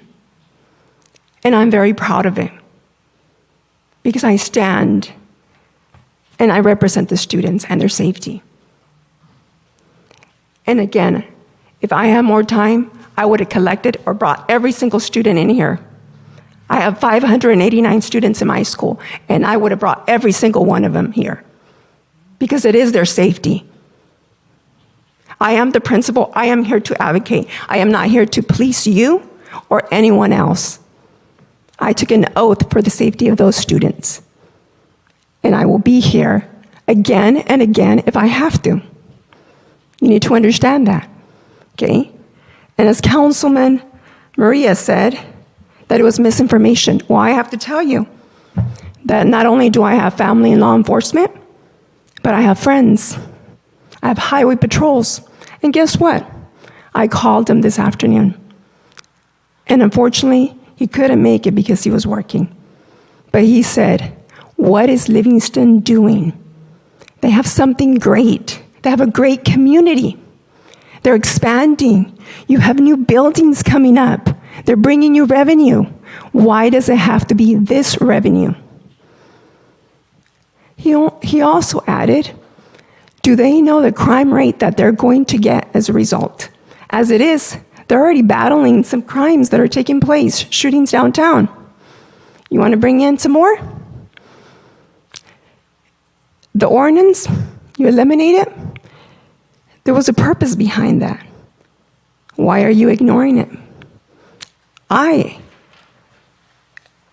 commend the previous councilman and the mayor that were here 2 years ago for standing up for it against moving forward. As everyone has shared with you, do it somewhere else. As Mr. Lark shared with you, there's some in Merced, there's some in Atwater, there's some in Turlock, Modesto. Why do we need it? I have the luxury of moving my children to a different school, but the rest of our families don't. I love Livingston. I love this community. I would recommend every parent to bring their children to Livingston. But it breaks my heart that, we're discussing this again. And we shouldn't. Whatever it is, oh, you know what? It's going to be closed doors. It makes no sense. If you go to the cannabis dispensary in Merced on Olive and Arch Street, it reeks marijuana. And that is what you're bringing in. A city that reeks marijuana. Thank you. Thank you for your comment. I think you need to look at reality. Reality is nobody cares about alcohol. I don't hear anybody talk about it. Probably from that end of town to that end of town, there's probably 25 places that sell alcohol.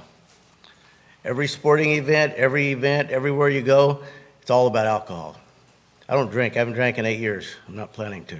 I don't smoke weed either.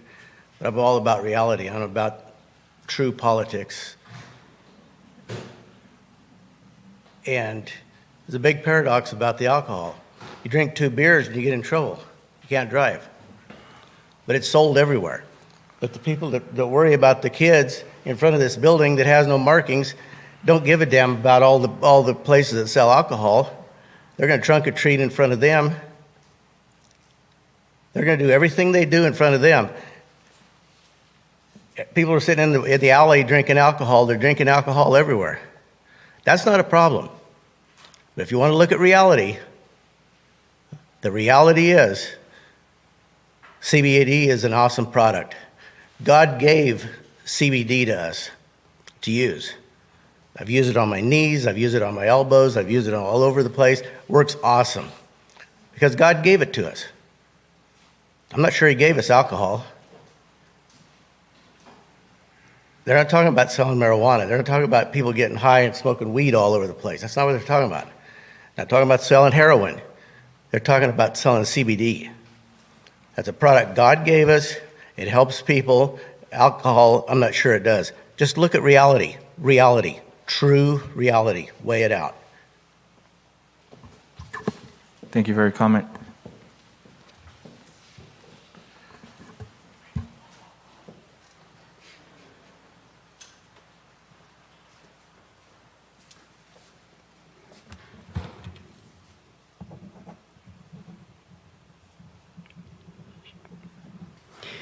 Yes, good evening, council members. I'm Sabin Escobedo. I've been here for close to 40 years in Livingston. I'm an accountant, and I'm proud to live in Livingston. It's a small community. Now, the matter is not whether CBD is good or bad. CBD is good.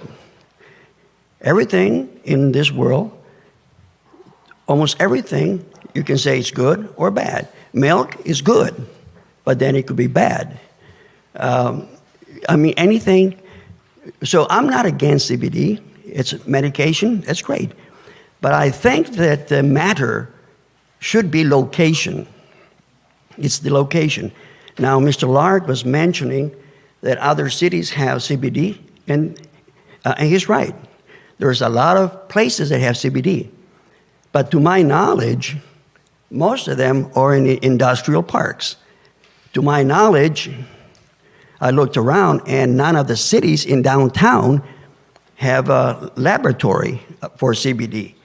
So like I said, I mean, CBD has its place. It's medicine, it's great, it's good. But it's the location. If other cities are smart enough to say, yes, we allow it, we approve it, but have it in industrial parks. There's an area, there's locations, there's zoning. That's the reason for zoning. So the zoning is not to be changed when somebody wants to come and ask for a zoning. I mean, if that's the case, I own properties here in Livingston. I could have been, before you asking for rezoning, I could have bought an agricultural area and asked for a rezoning for industrial or for any other type of zoning. But what I'm saying is, in summary, that if Mr. Lark wants to have a laboratory, he's welcome, and I'm glad. But not in downtown Livingston, because there are ordinances, there's regulations, and we shouldn't be changing a regulation for one type of business, because then we're going to be changing it for other types. And if other cities, like I said, have laboratories, they're allowing them.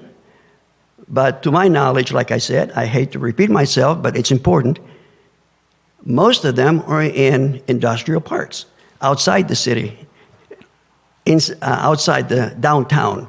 They're in the city limits, but not in downtown cities. And it's important because nearly all the kids that are walking from high school have to pass through that area because there's only one bridge.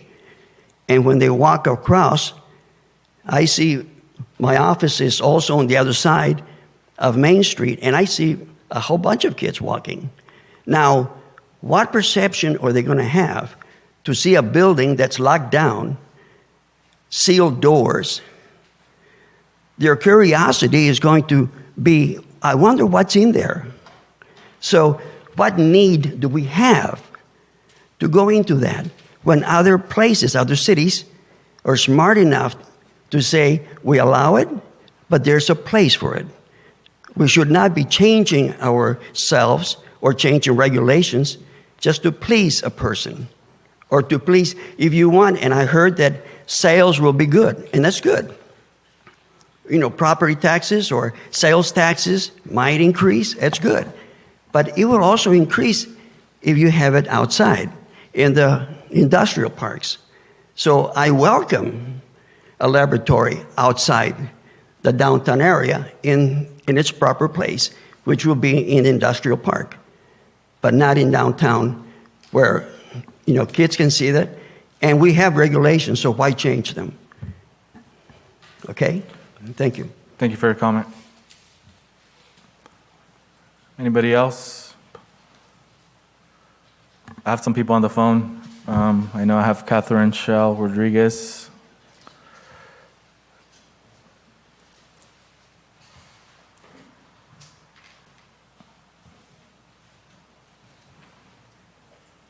Okay, Catherine Shell Rodriguez, can you hear me? Yes, go ahead. Okay, I have a couple of questions, and the first off is having to do with why that particular building in that particular location. Does it have anything to do with it being difficult to get any other kind of business going in that area because of the city's parking regulations? That's question number one. Question number two has to do with the security. Is this going to be a security or officer standing outside of the building, standing over people's shoulders, or is the security going to be monitored from the inside of the building? And then my third question has to do with the text amendment itself. I'm going to preface this by saying I was here actually in the chambers during the Planning Commission meeting when this first came up, and it seemed like a great amount of the opposition had to do with people believing that it was going to be a smoke shop or some kind of shop that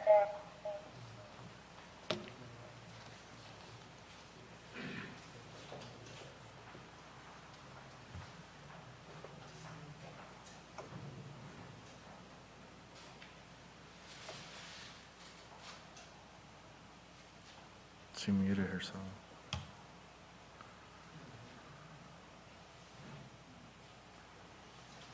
Okay, can you hear me? Yes, go ahead. Okay, people were afraid that it would be close to something like a dispensary or a smoke shop that they'd seen in other places. So my question about the text amendment itself, does this zoning amendment allow for the sale of cannabis products that can be eaten, smoked, drunk, or otherwise consumed at the building itself?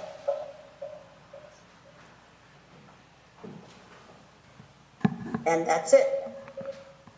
Thank you, Catherine. We'll have staff answer those questions after one more public comment, okay?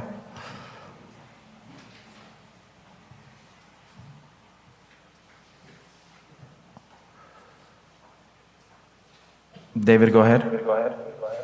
Yes, thank you, Mr. Mayor. Can you hear me okay? Yes, we can hear you. Thank you. Good evening, Mr. Mayor, council members, city manager, and staff. My name is David Storr. I represent Development Advisory Service, a company that does land use entitlements out and down the state. I've represented the property owner here in Livingston, in M1 property in the light industrial zone in the northwest part of the city for the last 5 or 6 years.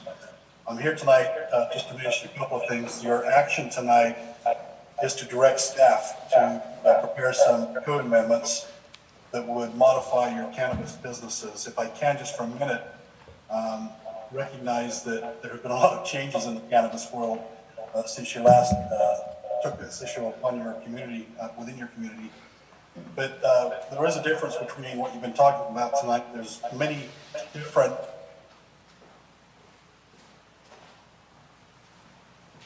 that the Bureau of Cannabis Control controls. What you've been talking about tonight are two types of retail. One is a retail storefront, which is just an open storefront with a sign on the front.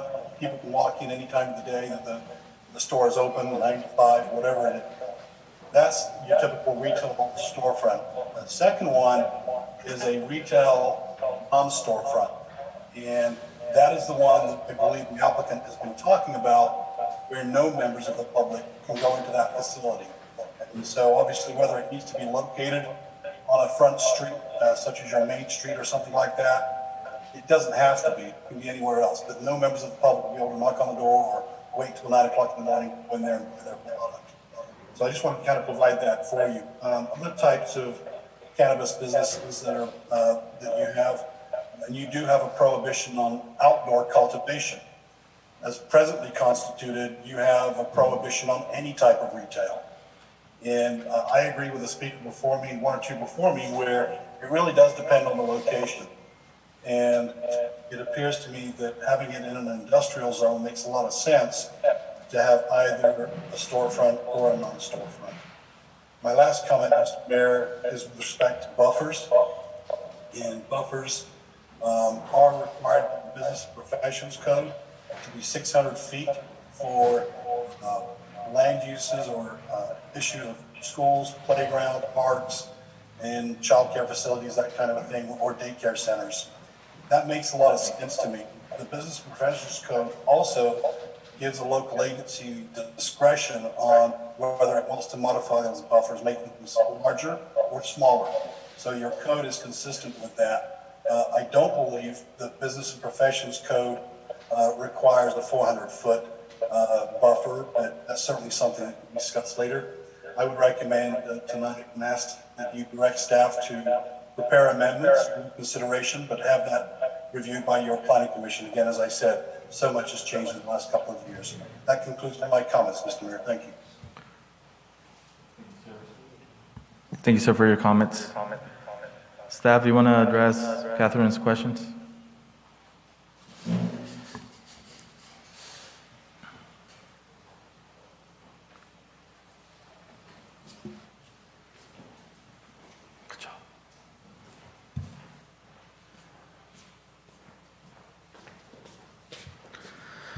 This is Randy Hatch again.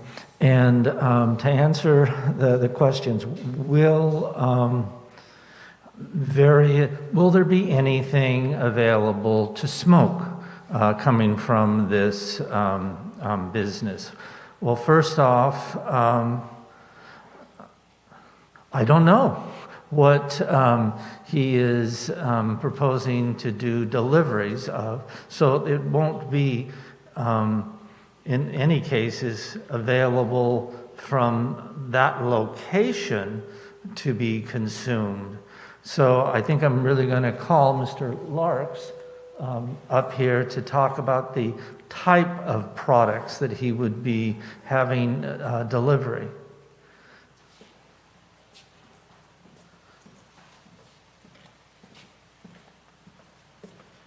So we are interested in delivering items that consenting adults that are 21 years or over would like to purchase.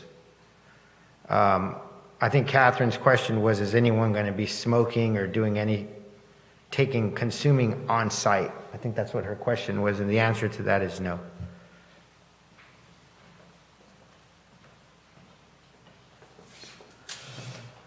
But from that answer, I think if a person is getting a delivery may be a consumable, and a delivery may be a smokable.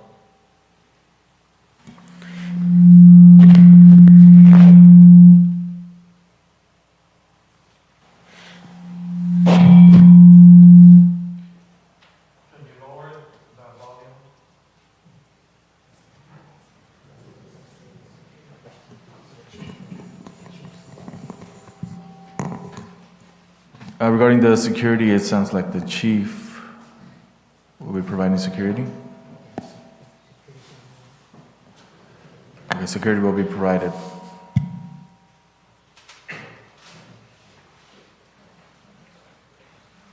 The chief will be informing us regarding security.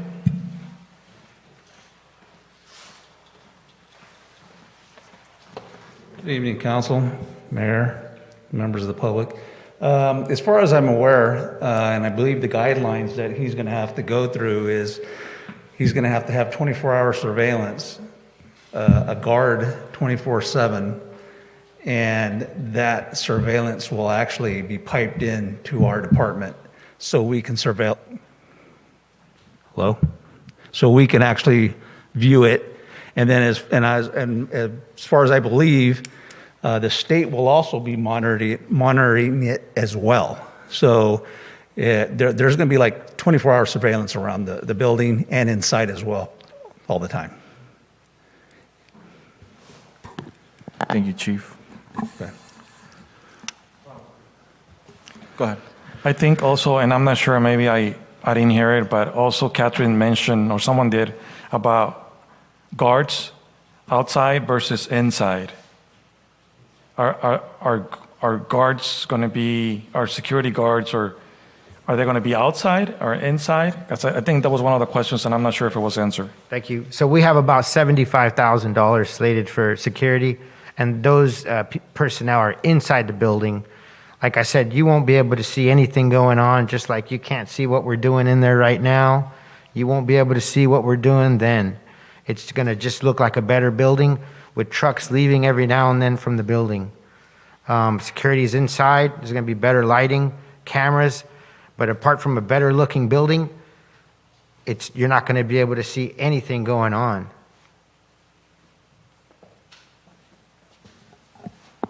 Thank you. Any further comments from the public at this time? Does the applicant want to say additional information? Go ahead.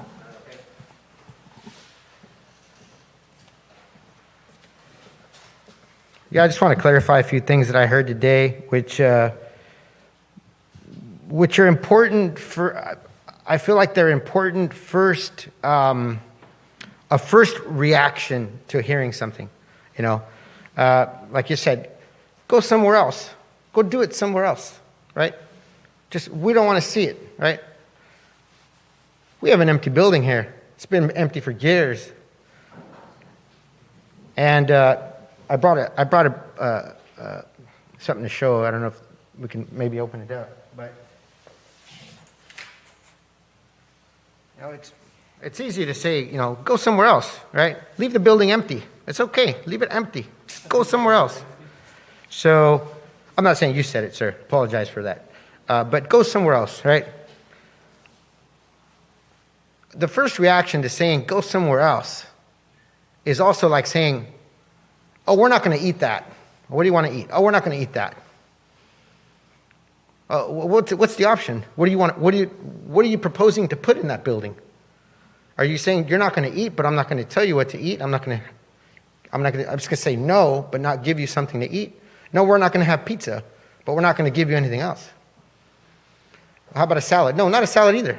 Just go somewhere else, right? So we have an empty building there that has no parking whatsoever. It is a warehouse with no parking. That's number one, right? There's no city parking whatsoever. Number two is, ever since that roundabout came, we have all kinds of traffic going over that roundabout. There's all those tire marks on that corner where all these students are walking. If we're worried about the students, we can use any excuse to open that walkway up. We can use any reason. Or we can just say, you know what, we're going to say that we care about the students, but when they're crossing on that corner, here comes somebody that says, you know, we're willing to widen the corner. We're willing to widen the corner so that there's more people, there's more room for people to walk. We're willing to put these bollards there to protect it because right now the traffic is going right over the sidewalk. So go somewhere else and just leave it like that. Leave the problem like that.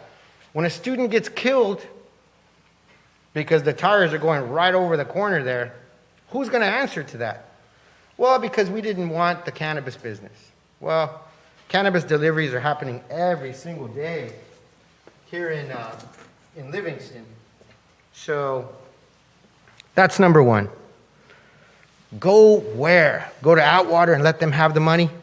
There's not a lot of people that are interested in our city making money. You have school administrators, principals here, telling you we'll be back. Welcome them back. Let them come back. Let them keep learning about the situation. Don't be intimidated by these people. Don't be threatened. It's not nice to threaten somebody. We'll be back. I have family. She said, there's family in law enforcement. I have family in law enforcement. They would be glad to be here as well. So how do we want our downtown to look, right? That was a question. How do we want it to look? Is this worse than what's out there now? Is that worse, right? Is that worse? You want the empty building? Yeah? You want the big empty building there? Homeless people breaking in? Homeless people all around? Is that what you want for your students to walk by? Property values.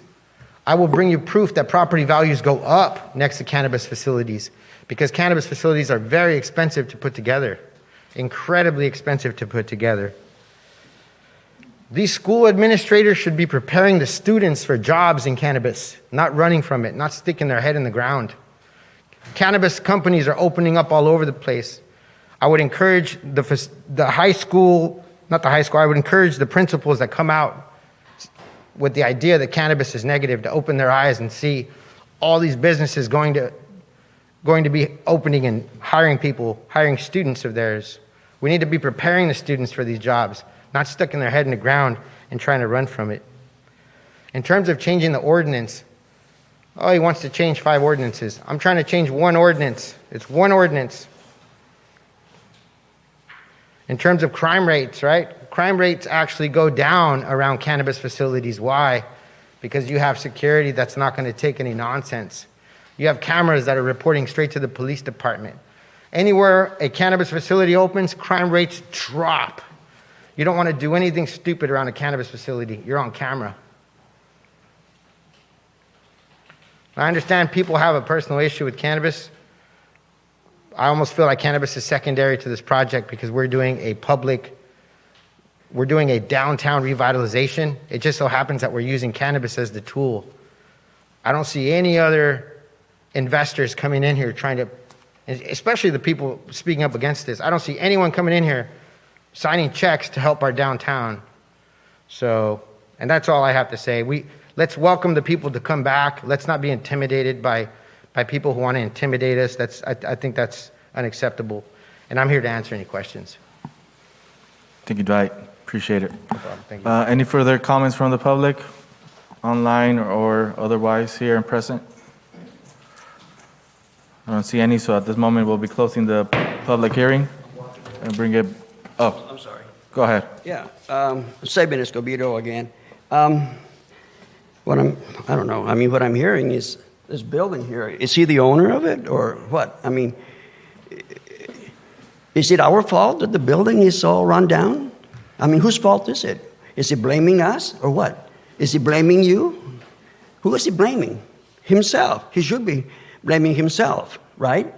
I mean, I'm pretty sure there are other things that could be done there. If you're worried about sales taxes, he mentioned something about going to Edgewater. Well, he doesn't have to go to Edgewater. Don't we have an industrial park here in Livingston? I pass by it every day.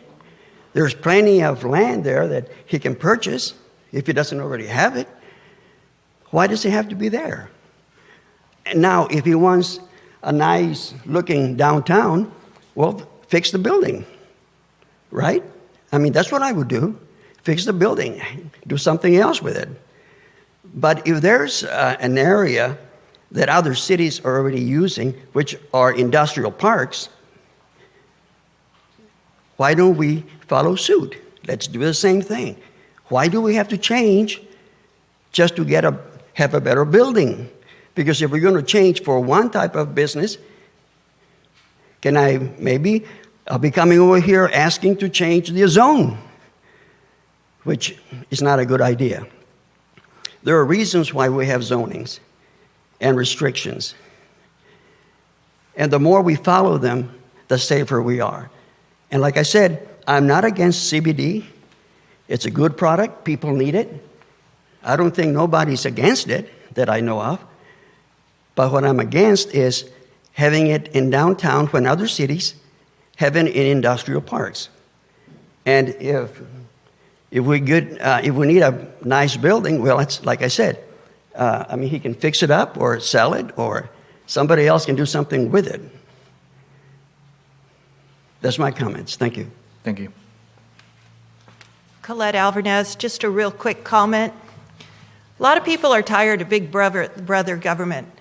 Do people in the city of Livingston and the community want to walk by a business that has cameras that are being recorded and sent up to the state? Do you want your actions being filmed and being sent to the state of California? Thank you. I'll just make a quick comment. Mr. Escobedo, thank you for your comments. He said, why are we doing this in downtown if other cities are doing it in industrial parks? Well, cities are doing it in the downtown. So using that theory, if I prove to you that it's in the downtown already in other cities, you should have no problem with it, based on that theory. So I will try my best to bring that information to you. I'm not blaming anybody here. This is all brand new to a lot of people, and I'm patient and I'm learning as well. But I do want to just make sure that when we have people come up and make statements and comments, and these are people in positions of, school principals, saying about drug rates and this and that. Well, we have to hold people accountable, including myself. So I'm going to bring forward all the information based on this hearing, and hopefully we can have another hearing. I think it's good for the public. Thank you. Thank you. Diego, you have a comment?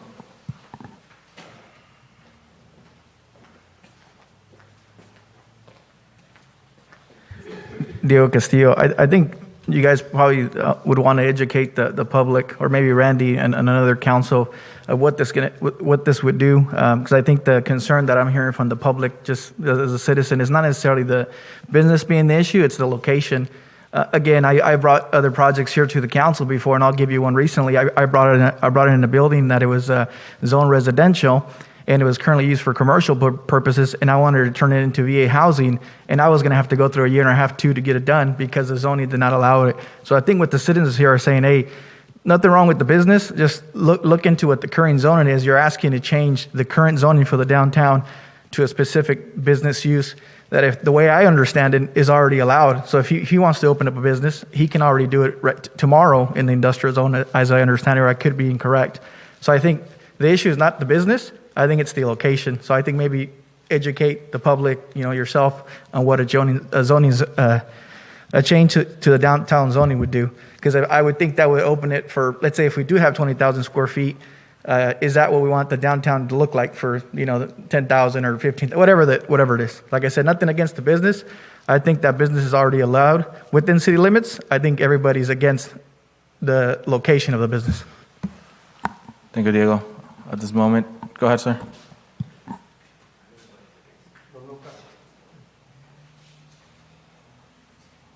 Quisiera decir algo yo, pero mi inglés no es muy bueno. Lo puede decir en español, señor. Mi inglés en veces no me entiendo ni yo mismo. Quisiera alguna persona que me interpretara para que oyeran. Aquí tenemos a alguien, no se preocupe. Ok.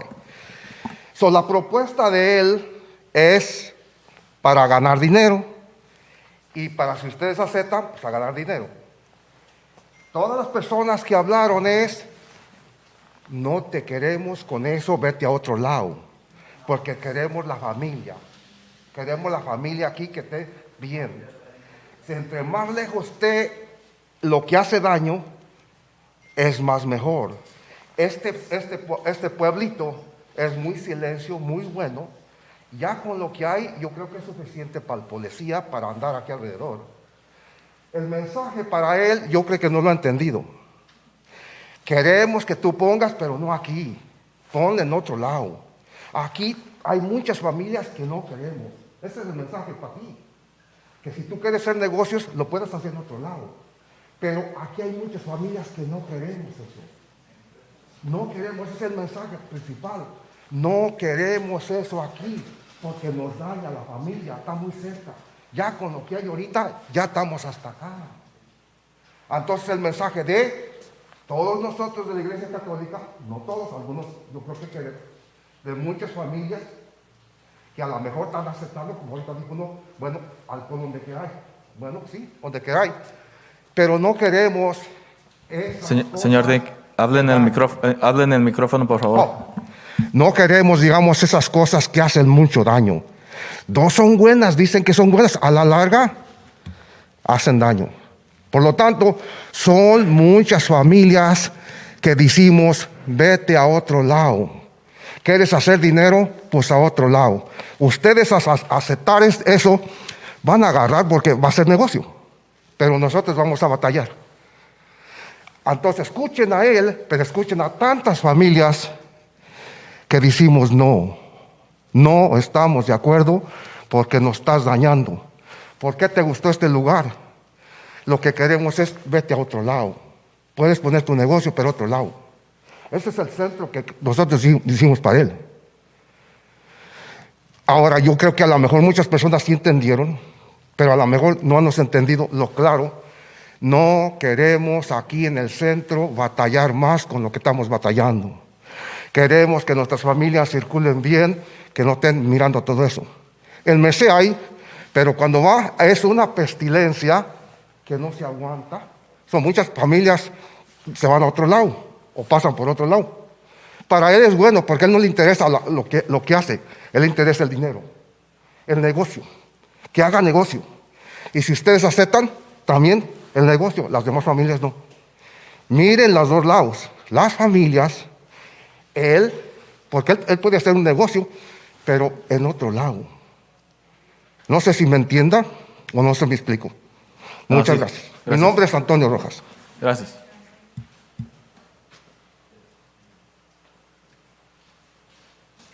My name is Antonio Rojas.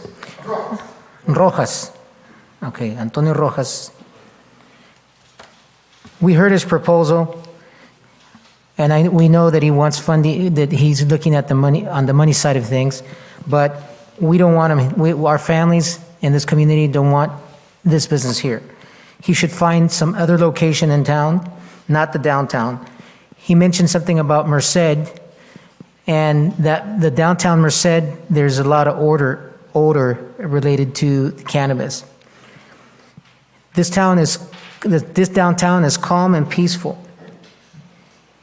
Yes, there's a lot of families. There's several Catholic parishioners here that have made their statement, and we're not against the business. We just want that business to be somewhere else other than our downtown. Here, you heard him, hear us. My name is Antonio Rojas. Thank you, Joseph, for translating. Any other further comment from the public? None? Okay, I'm closing the public hearing. I'm bringing it back to council for discussion and further questions or comments, direction. Go ahead, Councilmember Jose.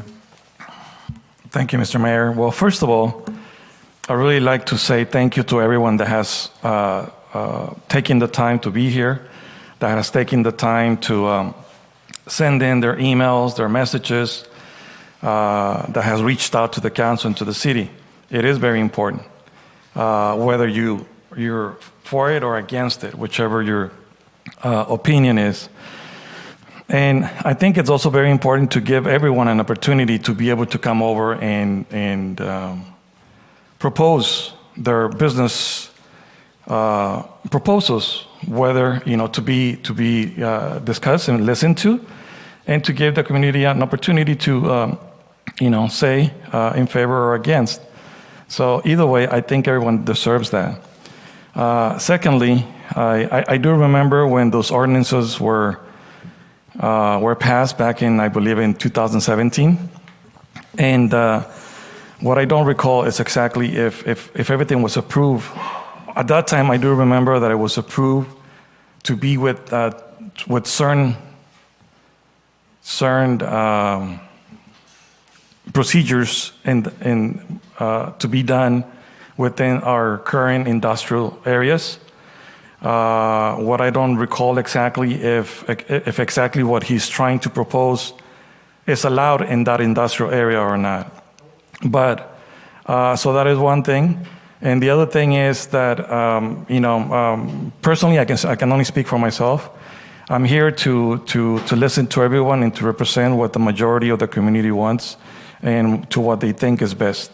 Whether or not, yes, up to a certain point, if we allow a business to come in and up to a certain point we do, or the city does collects certain types of taxes, but often it's not so much because it is going to be a lot of city revenue. Sometimes certain businesses do not generate that amount of revenue. But in this case, it's an opportunity for any investor that wants to come to the city. It doesn't mean that because it's being allowed to be presented, it doesn't mean that it's going to be, one way or the other.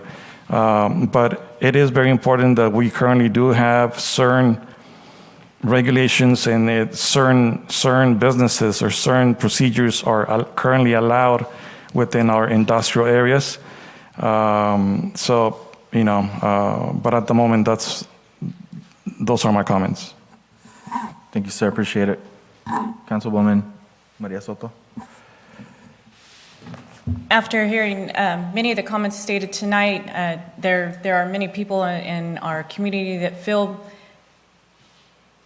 either for, against. There's many opinions being brought tonight, and again, many things that are that we need time to bring more facts. And again, I do believe that we need to open up this opportunity for people to come forward to another hearing so that the applicant can bring some of the information in regards to other towns, evidence of things that are working that can be brought into Livingston so that we understand fully what the benefits to Livingston can be.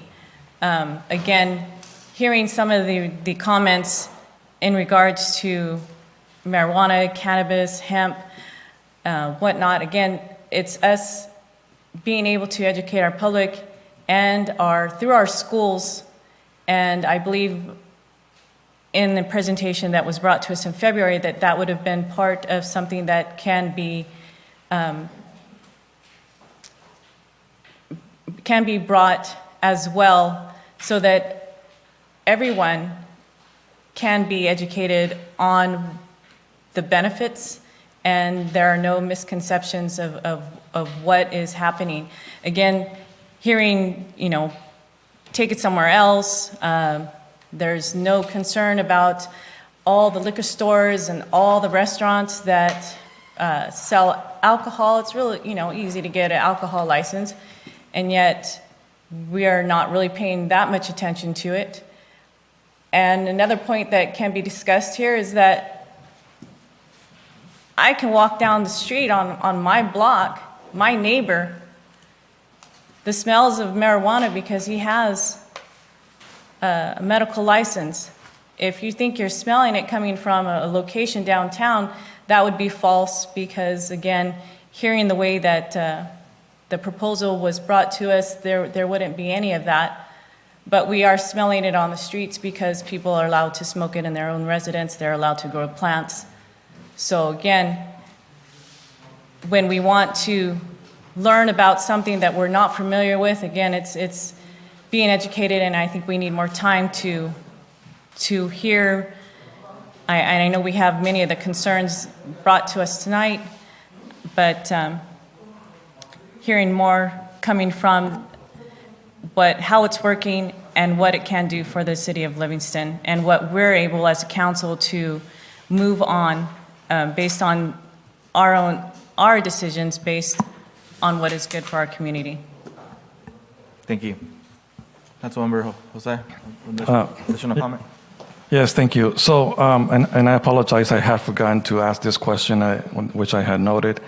On number 3 and number 4, there's a request to eliminate 600-foot distance requirements between, such location in the school, daycare, childcare, or youth center. But then right below it says, this proposal has a citywide application. So what that means is, if that is considered, it would affect the entire, anything being proposed in the future in the entire city, not only in, within 100 feet of, or like downtown. So my understanding, unless I'm wrong, if I understand it correctly, for this to be considered, it will affect the entire city. So any other future business could be proposed or within certain distance of any other youth center or a school or a child care. Am I correct? If I may answer that concern, council member, those changes would only apply to the downtown zoning, the DTC zone, in terms of the elimination of those separation requirements. It has application throughout the DT zone, but only in the DT zone. Okay, so maybe I'm like I said, it's maybe I'm misunderstanding the text. It says this proposal has a citywide application to make 4 separate amendments or modifications to the city's existing cannabis code provisions. So maybe the text is confusing to me. Okay. Yeah, and that's how I understand it. That if this happens, it's not as clear as it needs to be, but what this zoning text amendment would do is it would change the municipal code as it applies to cannabis activities within the DTC zone, the downtown zone. Right now, our current zone, a current municipal code, allows cannabis activities within the light industrial, M1, and the heavy industrial, M2. But, and the same would happen here, even if it's allowed in the downtown commercial zone, it still needs its own separate cannabis permit, which is where the individualized request comes in. What's the site plan for that? What type of parking is needed versus what is provided? A security plan is developed as part of that specific request. Odor control is addressed as part of that specific request. So there is a whole secondary process for a cannabis permit, which we would have to go through. Now, we can't even start that unless a cannabis business is allowed within a particular zone. And right now, the only zones that allow it are light industrial and heavy industrial. So the big request, the fundamental request, is to add the downtown DDT zone to that listing of zones that could consider a cannabis business. And right now, there is no retail of any shape or form that is allowed. And so that's the second part of this request, is that the retail via deliveries would be added as a permitted activity. And that's where the separation requirements for Part 3 and Part 4 come into effect, is because the current zone, the current code says any kind of cannabis business has to have these minimum separations. And this particular site, and indeed any site in the downtown commercial zone is not going to have those separation requirements. Go ahead, Mayor Pro Tem. Thank you. Mayor Pro Tem Garcia, comment, questions? Well, yeah, after I get my turn, I've been trying to go out. I think we're done with this subject for tonight. It's a public hearing, and it looks like we're having a debate between everybody. So we need, I mean, you're giving it back to council, and it's just going around in circles. We're not getting nowhere tonight. Like I said, it's a public hearing. We got people there in the audience that are waiting for citizens' comments. We've been on this topic for 2 hours. So I think we need to move on. I don't have anything. That's all I have. Thank you for your comment. In regards to myself, as mentioned previously, I do appreciate everybody coming out, given the opportunity to voice their comments and concern. It shows obviously that the community is very, very caring for their community, and they want to see things a certain way, and everybody's passionate about it. So I do appreciate that. Our job as council and as local government is to facilitate, those developers and business persons an opportunity to come out and present their projects. So, we have to be open to that. Obviously, this is very technical. A lot of different specific things in regards to this whole cannabis policy change, and even for the new council members, grasping the whole cannabis policy, is going to take some time. My original question to Randy was in regards to how come it didn't go to the Planning Commission initially. Although, it might seem like part of the same project. I believe this is, a different approach. It's different. It's been 2 years. As somebody mentioned earlier, the cannabis world does change on a regular basis. There's new information coming out. So I believe the Plan Commission could see it in a different lens, per se. In regards to my opinion, like I said, I appreciate everybody's comments. I have this, same concerns, same questions the council, had and the public had. And I do appreciate everybody. And it's important. It's an important topic, and it's an important decision that we have to allow the public to comment and give an opportunity for everybody to voice how they feel. And I believe we need more time with this. We need more public input, more information about the project specifics. What is it going to do if we open that door? So my suggestion, or what I would have liked seen, was for it to had gone to the Planning Commission first. Like I said, it might be attached to a similar project, and we obviously didn't charge a fee or whatever, but it's something new. It's 2 years old. It's almost 2 years, and like I said, people could see a different lens. There's new ideas, new concepts, all that good stuff. So I would have liked seeing it there first. I don't know if council has similar thoughts about that, or what's council direction, or would like to see happen from now, another public hearing, or just move it to the Planning Commission first for them to see it and give a professional opinion or direction as well. I think moving it back to planning might be beneficial to all of us, and us also. I know it'd come back to us, but again, being present on site to hear it firsthand, all the new information that can be brought forth. Councilmember Jose. A couple of things. I think the community has taken the advantage to really be out here and express their opinion, and I think more opportunities for the community to continue learning about whether you're in favor or not. I think it's very beneficial for the entire community, and I do appreciate. I think it was very disrespectful to try and limit if we have spent 2 hours here, is because the community is interested. We have never spent over 2 hours on one item because there's often people are not interested and they're not here. So whether you're interested and you want to participate, I think is very disrespectful to say you don't want to talk about this no more, especially if you're not here. Okay? So if it's important, you should make the time to be here.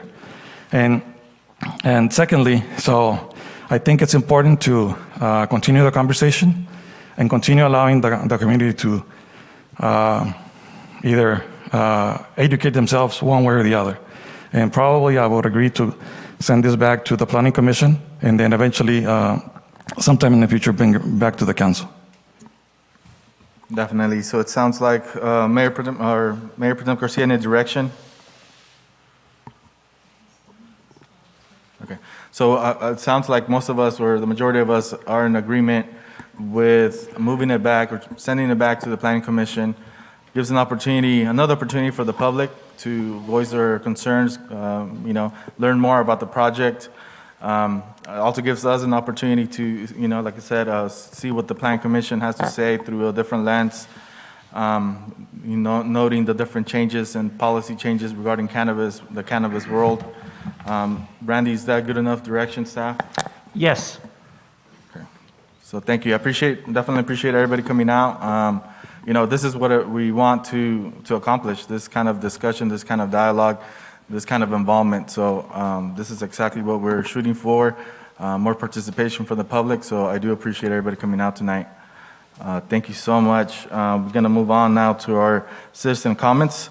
This section of the agenda allows members of the public to address the City Council on any item not otherwise on the agenda. Members of the public, when recognized by the mayor, should come forth to a lectern and identify themselves. Comments are normally limited to 3 minutes. In accordance with state open meeting laws, no action will be taken by the City Council this evening. For items which are on the agenda this evening, members of the public will provide an opportunity to address the City Council as each item is brought up for discussion. Any citizen comments?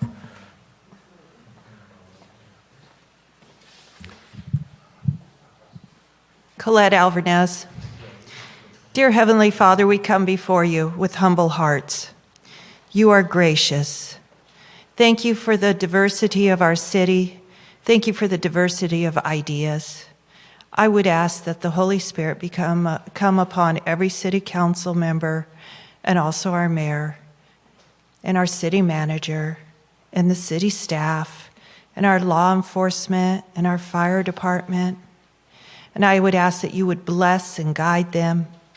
You would guide the directions of their heart and mind to what your will is, not my will and not their individual will, but what is your will, God, for the city of Livingston? Where would you have us go? I ask if you would be willing that we have a community where moms and dads love their families and care for their children, a community where husbands and wives unite with their hearts full of love.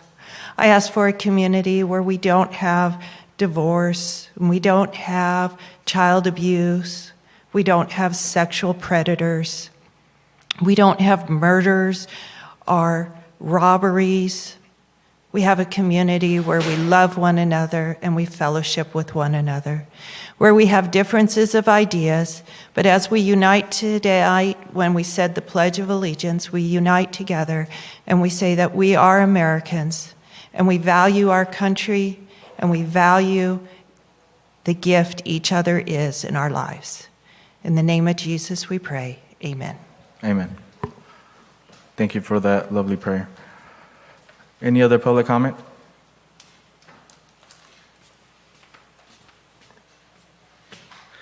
Thank you, Mayor. I want to thank Jose Ramirez, the city manager, for reminding me about the town hall. I forgot to mention that. The 14th of April, I'll be having a town hall meeting, but this is normally we go town by town in my district, but this time right now with the pandemic, and we're going to have a virtual, I don't know where I'll be at, depends where our staff is. Might be downstairs in the lobby, in the basement of the administration building, where, I don't know if you saw the pictures of, we have a city, a Livingston room, one named after each city, conference rooms downstairs, or we might be at the board chambers, or even I can come here and take questions from anywhere in my district or county residents. So I'll be glad to provide as much information on April 14th from 6 to 8 p.m. So you're welcome to log in and ask any questions that you might have. Also, too, I can agree with Council Member Jose Moran. If a council member is not here, please don't disrespect the public from commenting on. We encourage the public to come in you usually complain that the public doesn't come in, but when you have something critical that the community finds that it's important, don't disrespect by saying that, hey, let's get on with the next one. We're already wasted our time 2 hours on this subject. So please, I think that the community elected you. I think you should be here, present if you can. Right now because of the pandemic, it's legal to call in, but some members are not present and some members are calling in. When you're requiring employees to show up to work, when they have fear of a few months ago they had fear of coming to work because of the virus, but they have family members that passed away. So please have more respect. Thank you. Thank you. Any other citizen comments? Any citizen comments on the phone? Okay, we're going to move on to our consent agenda. Items on the consent calendar are considered routine and non-controversial and will be enacted by one vote unless separate action is requested by the city manager or city council member. There will be no separate discussion of these items unless members of the city council or city manager request that a specific item be removed. Council.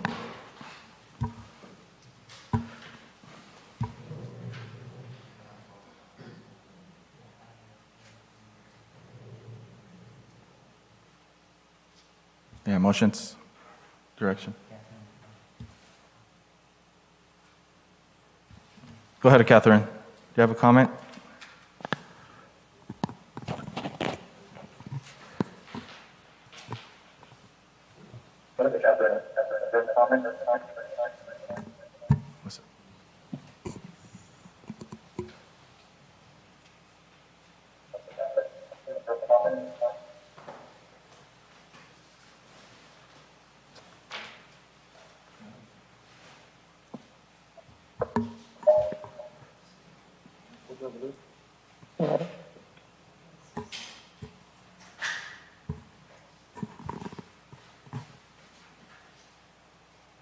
All right, we're moving on to the consent agenda. Council? Hello? Make a motion to approve the consent agenda. We have a motion by Councilwoman Maria Soto. Do I have a second? Second. We have a second by Councilmember Jose Moran. Roll call, please. Roll call. Councilmember Soto? Yes. Councilmember Moran? Yes. Mayor Pro Tem Garcia? If I can go out now, yes. Mayor Aguilar? Yes. Motion approved by a vote of 4-0. Thank you, Monica. Discussions. Our next section, discussion and potential action items. Item number 9, resolution amending the City of Livingston's 2020-21 fiscal year budget.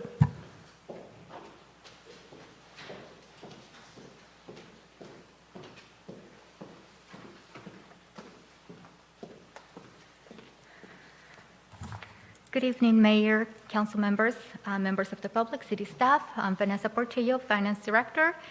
Last meeting, we gave an informational presentation regarding our mid-year report for fiscal year 2020-21 budget.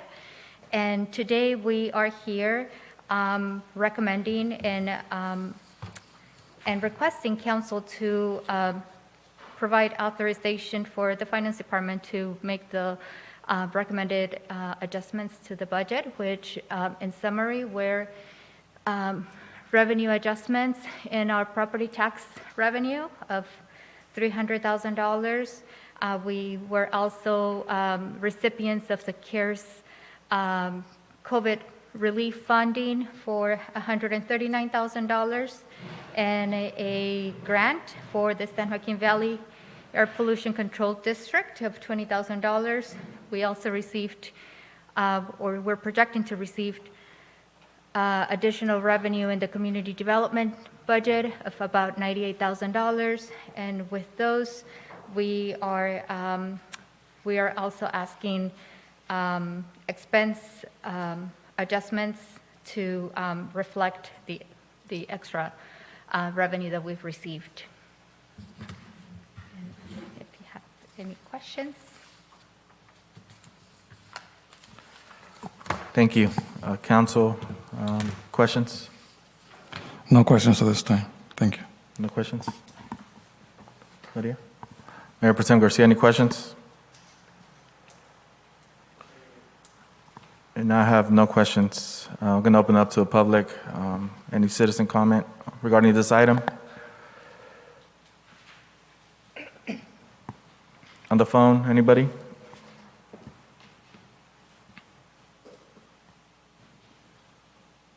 I'm not seeing anybody on the phone. Bring it back to council for any discussion or direction. Oh, there. I think that's. Back to council. Any direction? I move to approve. A motion by Councilmember Jose Moran. Do we have a second? I second. Second by Councilwoman Maria Soto. Could we get a roll call, please? Roll call. Councilmember Soto? Yes. Councilmember Moran? Yes. Mayor Pro Tem Garcia? Yes. Mayor Aguilar? Yes. Motion approved by a vote of 4-0. Thank you. Thank you. We're moving on to item number 10, resolution approving a memorandum of understanding with JEG Livingston Ranches, LLC, regarding the proposed future development of 31 acres of land. Yes, Mr. Mayor and Council. First of all, we do have one of our member partners here in the audience, Micah Gallo, so he'll make some comments a little later, but let me just give a little bit of background on this. First of all, just to give some folks some information related to the SB2. SB2 is a legislation that came about back in 2017, and the whole purpose of this is because there's been a lack of affordable housing in general in the state of California. And so the governor signed it into law, and a lot of the funding for the SB2 is part of a recordation transaction fee.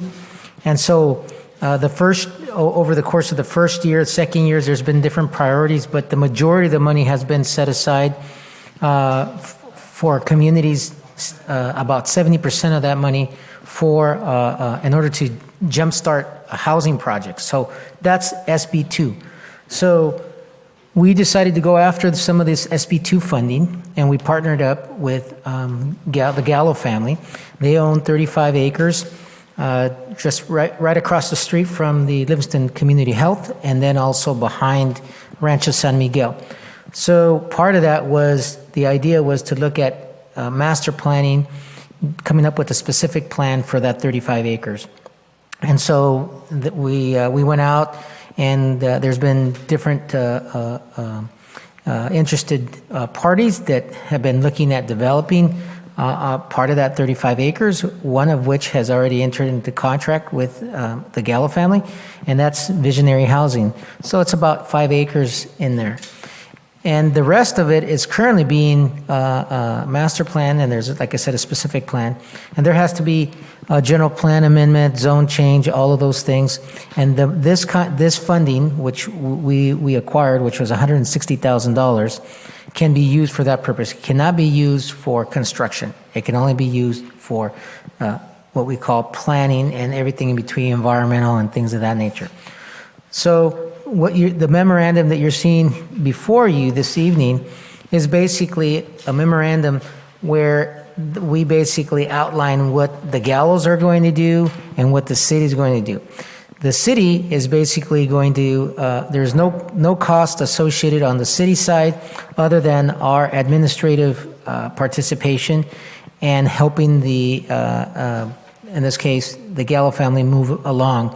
So there's more money that's more than likely is going to be available, and of course we can go after that funding for the Gallo project or other projects in the affordable housing side of things. And then of course there's a lot of legwork that needs to be done. At the end of this project, when this project is completed, there has to be a closeout report. The closeout report has to, there's a number of different line items that we're going to have to address. And, what obstacles that we had, what did we accomplish, and things of that nature. And so there is a time frame that we have to follow. Otherwise, we can jeopardize having to give some of that money back. So having said that, I will turn it over now to Micah to say a few words. But again, this is just an MOU that outlines what each party is going to do in good faith, and that we're going to keep this project moving along so that we can fulfill the master planning specific plan for that, and hopefully do infill of that 35 acres. Thank you. Thank you very much for that introduction. Good evening, Mr. Mayor and Council. Good evening, Livingston. We're very honored to be a part of this. I get up very early in the morning. We're farmers, so it's late for me, but I couldn't miss this meeting. It's been a long time coming, and we've worked together with the city staff and Mr. Ramirez for a long time, as well as other people. It's been, we want to be a part of this community. We are a part of this community. My grandfather raised his family here. My father was born here. I go to work here every day, in Livingston and Atwater. So it's really important what's done with this land. We, like I mentioned, are farmers. We're not really developers. We're not trying to flip houses or anything like that. And so the way we approached it was really to talk with Mr. Ramirez and get his vision and get feedback on what is the right thing for this community, because we want it to be family oriented. There's a really great community that's already there in terms of the housing that's already kind of growing into the commercial area. And so that's what we want. We want it to be the type of family place where you could raise a family. What you were mentioning, Mr. Mayor, about art projects, I guess it sounds silly, but we like the idea of doing some kind of an art-related aspect to it, something that sort of brands the community, that makes it feel special, that doesn't just feel like another house or another thing, but is a kind of a special place. Because to us, this is a special place. I have many memories here growing up, going over to my grandfather's house, going to work out here. This is our community, and it matters what happens here. And so we're just honored, and we really appreciate all the guidance and really kind of Mr. Ramirez's vision. And Monica, thank you too. She does a lot of work behind the scenes, and it's all important. So thank you. I don't have much else to say about it except that we're very grateful to help in any way we can and be a part of it.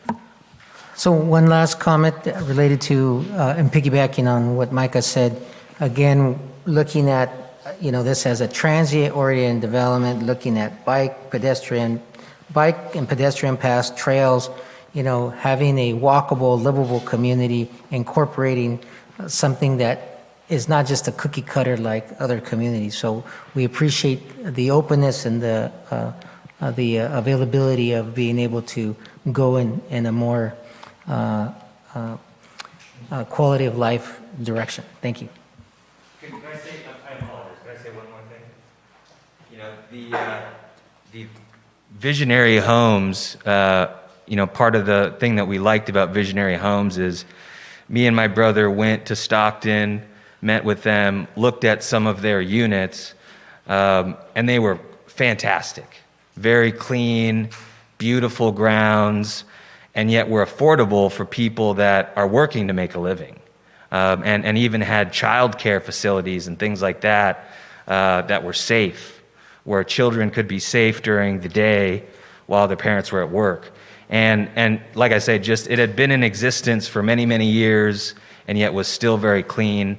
And so that's the type of thing that we like to be a part of. We want to be a part of something that lasts, something that is meaningful, and something that contributes to the community.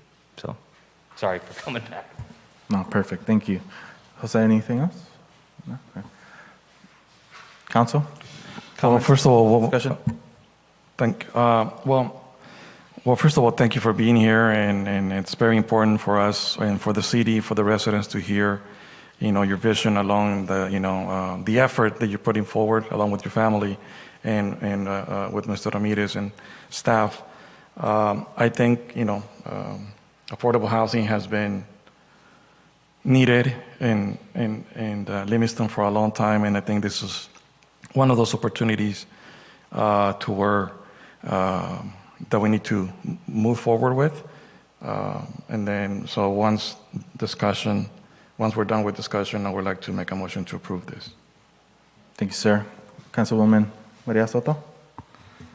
Well, if that was a motion, I second it. Okay, we're still discussion. Yeah, we're still discussion. There's no, that wasn't a motion. That wasn't a motion. Go ahead. Any comments, discussion? No, again, I appreciate you coming out tonight and sharing your vision with us. It does make a lot of sense. And again, Mr. Ramirez is here on behalf of our direction and what the community has wanted for a very long time, and that's affordable housing. So again, thank you for tackling that and bringing all of your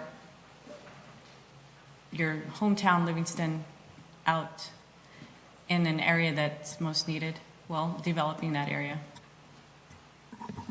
Thank you. Mayor Pro Tem Garcia, any comments?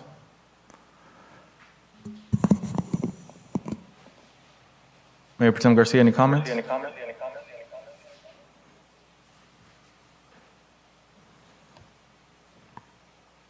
I don't hear any. In regards to myself, obviously want to welcome you to the council chambers. Had a little conversation before the meeting, and like I said, you know, your family's part of the Livingston family, and we appreciate everything you guys are doing and collaborating with the city. Absolutely part of our workshop we had regarding the general plan and planning for the future. That's one of the biggest identified needs for our town is housing, affordable housing, being creative in regards to the different types of housing out there, multiple households, individual student housing, all that stuff. So, like I said, I'm looking forward to continue working on this, and obviously you have the city support with our staff, and also on behalf of the council will be available. And so, yeah, definitely, I'm looking forward to this. And anything else, council, you guys want to add or anything? We're gonna take it out to public for public comment.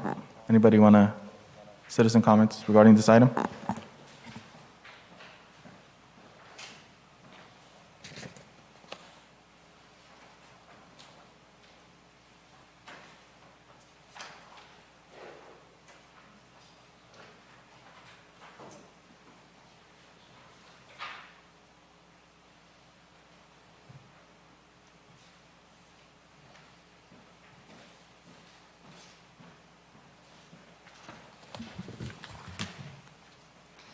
Colette Alvernaz, talk about a stacked house.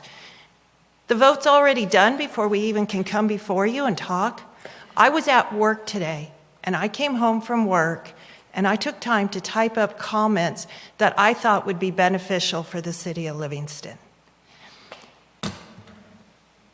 I think your APN number does not match your project. I tried to find a map online, and this is what my printer did. But the APN number you have is located south of B Street. So I think you need to get the project description together there. I think you need a map attached for this memorandum so the public can see what you're talking about. Your general plan is a 1999 general plan. It uses data that is even older than the 1999. It is too old for this project. I don't think an amendment would be sufficient. The memoranda never addresses water or wastewater. It addresses traffic and circulation and land use. But for 20 years, I've heard about water quality issues in Livingston. I've heard citizens come before you constantly.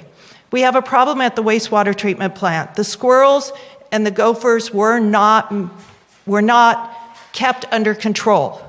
The pond broke into the river. And now I find out that you can't use the pond, you're going to put in a solar farm. Well, it costs millions of dollars to develop that pond. How much will it cost? In 2008, we were told that we were going to have to extend the facility and we needed $28 million.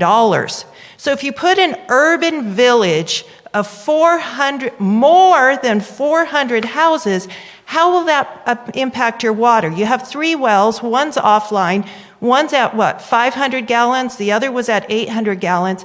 I'm not sure of what the water situation is, but it seems dire to me. I've heard people say, no, you can't grow anymore, no water.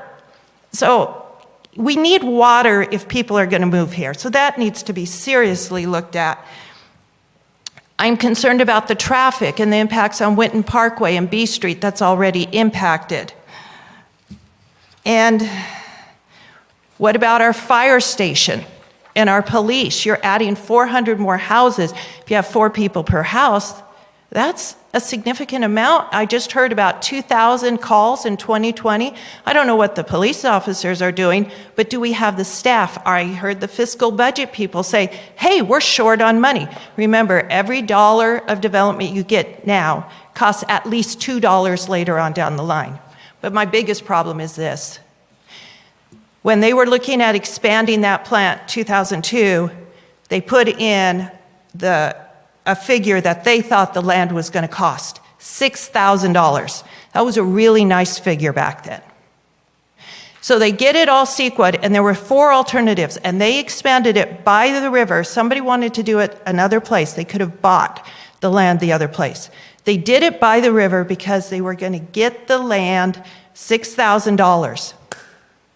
After it had been CEQA'd, guess what happened?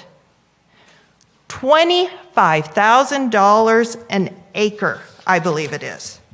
Yep.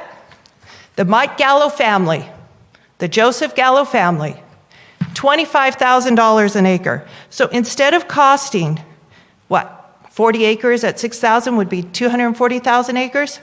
They got $1 million. That cost the citizens of Livingston $760,000. Let's say you have 5,000 houses and businesses here, and we're just going to keep the math simple and say everybody pays the same amount. That's asking every homeowner to pay $15,000. And yet they're going to have, because of grant money that taxpayers pay for, they're going to have the planning fees paid for. It's just not right. It's not right. $760,000. We're having trouble. And then we're hearing, oh, well, we want to do low-income housing and our housing to help the people. Well, then don't stick it to the city of Livingston for $760,000 more back in 2002. Does not wash in my book. It's not nice. And it's the poor people. If you get into bed with people that have done this before, have your eyes wide open. Thank you. Thank you for your comment. We need Any other comment from the public here present?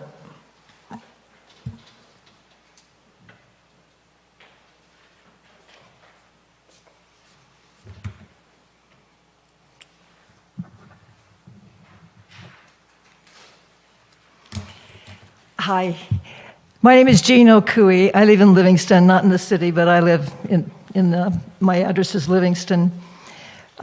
We have a lot of problems with water, and we're going through the Sustainable Groundwater Management Plan right now, trying to figure out what we're going to do. We have another drought this year. I'm a farmer, and as you know, water is a real problem. In Livingston, I don't think you have one well that's in compliance with everything. And I believe you have a couple wells that just went out not too long ago. Now, this is just what I've heard, but water is a real issue. And when you put houses in, it's a one-time harvest. So you have to have water. And to treat water, as you know, is very expensive. So I really think you need to look at any kind of development. Look at your studies. I think there were 2 studies done in the last 10 or 15 years on the water. I remember hearing a report in this room. You should have 0 growth because the water is not there. And I hear Merced irrigation districts talking about bringing water in for your parks. Why would you put beautiful water onto the parks when you have water people can't even drink in a lot of the homes here? I hear a lot of people say that I don't know if it's the manganese, but the smell is so bad, the water's brown. And we're just taking so much more water out of the ground, is bringing in water to fill that hole. You make a hole. The water comes from all around, so you're getting a lot of things, possibly from agricultural use. And we're going so deep that we hit arsenic. I know you had an arsenic problem. You had to blend water. So I would really look at your water situation before you do any more growth. Thank you. Thank you for your comment. Any further comments from the public? Any comments from public on the Zoom meeting?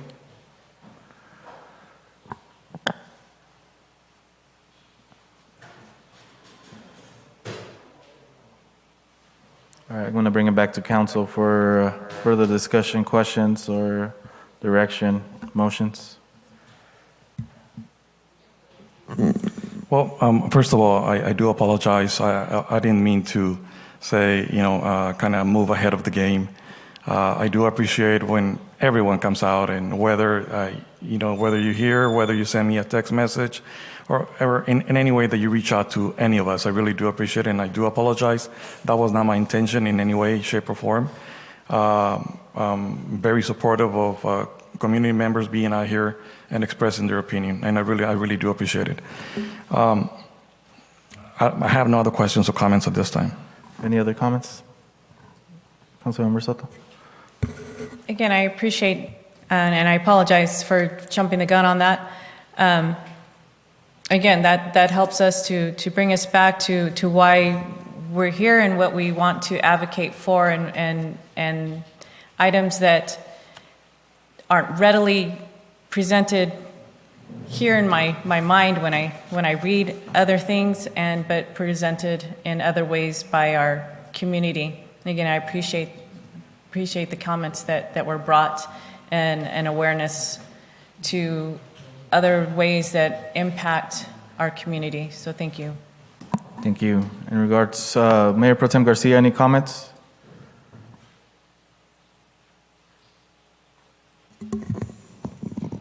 Mayor Pro Tem Garcia?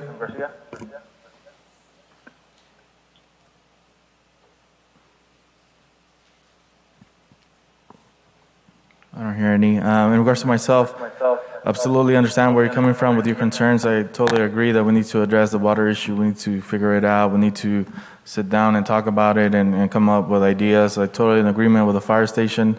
Personnel, public safety is very important, and obviously a project of this magnitude is going to require for us to address that. I've been advocating for a second firefighter, full-time firefighter. That's something that's going to have to happen in order for this project to go through. We need a new facility. Our current fire station's about to fall over. So stuff like that, I totally understand where you're coming from, and I appreciate the comments and concerns from the public.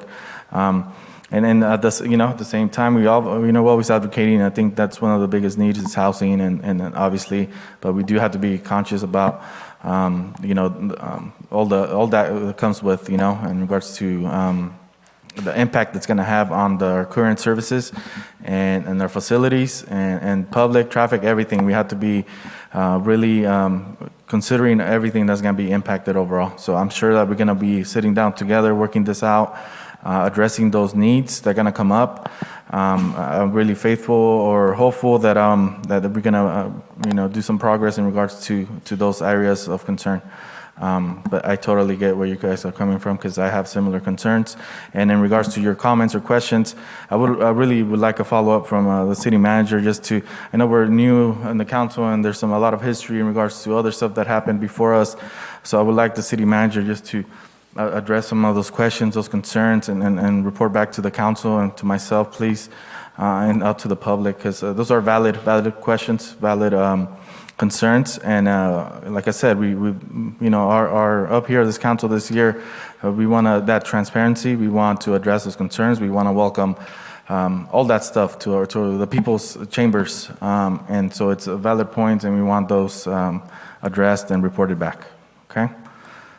With that said, any direction, council, any motions?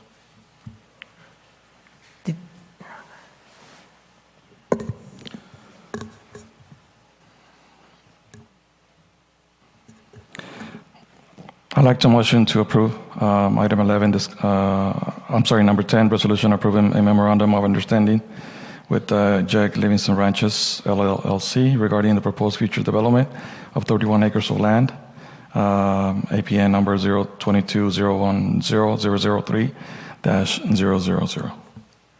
We have a motion by Councilmember Jose Moran. Do we have a second? I'll second that motion. Monica, could we get a roll call? Roll call. Councilmember Soto? Just one moment. I heard you mention that you wanted senior manager to come back with some information, so when is that? And I know that Mr. Ramirez also stated that there was a crucial time. So, Jose, could you explain a little bit regarding this item versus the full project? Yeah, well, I'm more than happy to address all the questions that were brought up by, the different residents here. So I can systematically just talk about each one of them. Whenever there's any development in town, first of all, the developers have to pay their own way unless there's some special development agreement that the city of Livingston enters into with those developers. And in this particular point, the grant funding is state funding, and it's funding that we applied for in conjunction with, in this case, the Gallo family, for the master planning, and it was specifically for housing and affordable housing. And part of that requires them to set aside at least 50% of the master plan for affordable housing. As it relates to water, and I respect Gene very much. Yeah, we've done a lot of studies around these things, and number one, we have to protect our groundwater, and that's why the city of Livingston was the first and actually put the first $5,000 as part of the Migusa, and participated in, and has been participating in all the different committees as it relates to protecting our groundwater. And that's why one of the recommendations that came out of the engineering and scientific study was that we look at surface water in addition to groundwater in order for us to be more sustainable, because the cost of actually treating groundwater is much more. It's only going to continue to go up because we have different maximum contaminant levels, whether it's arsenic, DCP, TCP, we have manganese, all these different issues. So the whole idea here is to have a diversified water plan and work within the basin in order to be sustainable. And we're taking advantage of grant funding that the state actually has put forward. And so we've gone after the funding, and so we're moving this project along. And part of this project incorporates different types of housing. A community that is a sustainable community is one that has different types of housing. So not just all very low income or all high income. We have to look at senior housing, veteran housing. We have to live, work. And so and by the way, this requires public participation. So this process is not over. This is just the beginning. There's going to have to be workshops and town hall meetings and things of that nature where the community can come in and actually say, this is what we propose. So they're going to propose what's going to go on in those 35 acres, but that's not set in stone. That is just their first concept of what they think or what we think, and then the community input will more than likely change all that. And so I think the other thing was, I think I covered all the areas. If I missed one, please let me know. Thank you, Jose, for that. And just to get clarification, thanks for mentioning that. There's gonna be more, obviously. This is it's just a memorandum of understanding regarding facilitating the specific plan through that grant amount. So it's a very first step, but absolutely, my expectation is that we're gonna have more public input, obviously work together, and so this is just the initial phase of it.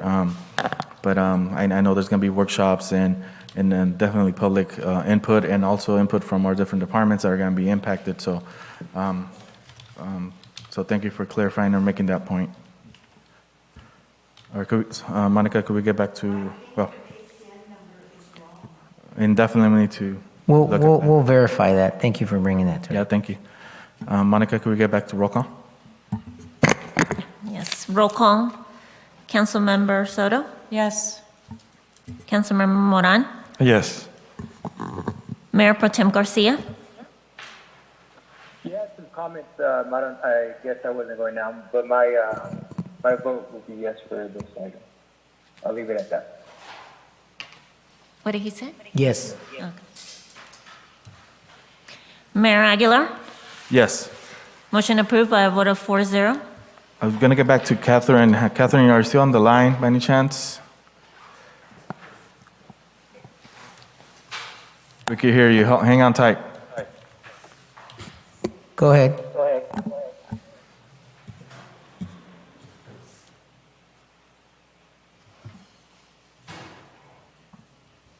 Go ahead, Catherine. Go ahead.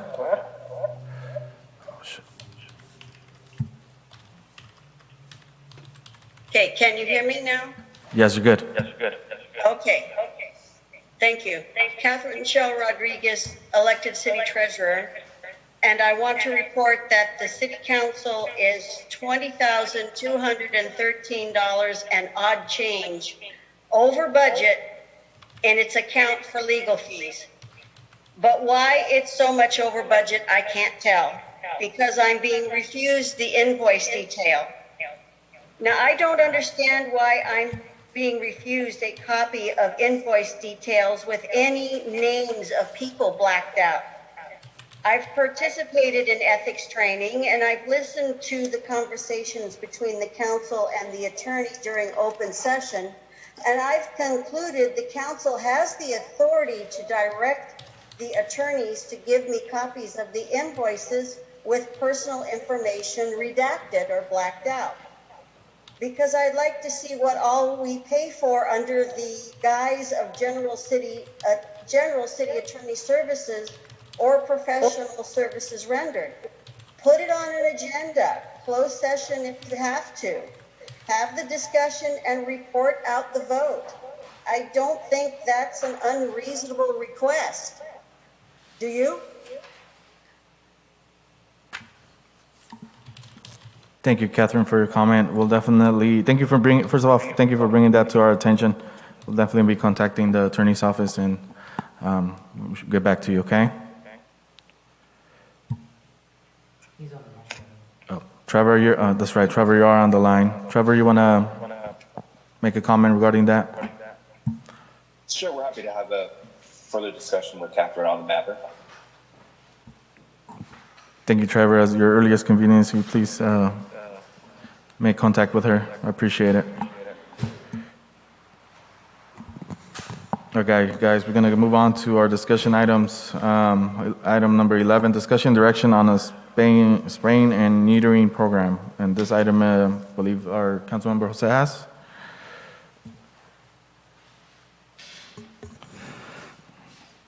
Thank you, Mr. Mayor. I really appreciate the opportunity to talk a little bit about this and present this idea, which is the spay and neuter program for the city of Livingston. For as long as at least for the last five or 6 years, from all the years that I've been here in Livingston in the community, I have seen lately within the last, or I'm sure that I'm not the only one that has noticed this increased population of pets running around wild all throughout the city of Livingston, especially dogs, which are the most visible at times, especially when by people that are walking out in the community. And one of the best suggestions that I think will benefit not only the community but will help the city solve this issue would be to consider a spay and neuter program where the residents can participate in, and to along with that include an educational part to it, where residents can be educated about pet care and having their pets eventually licensed within the city.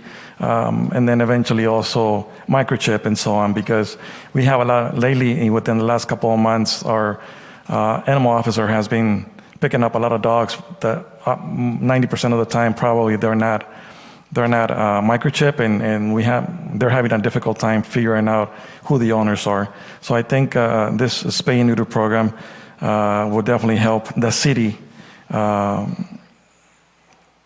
with this current issue of not only loose dogs, but to reduce the population of stray animals. Thank you, and I'm looking forward to your support for direction.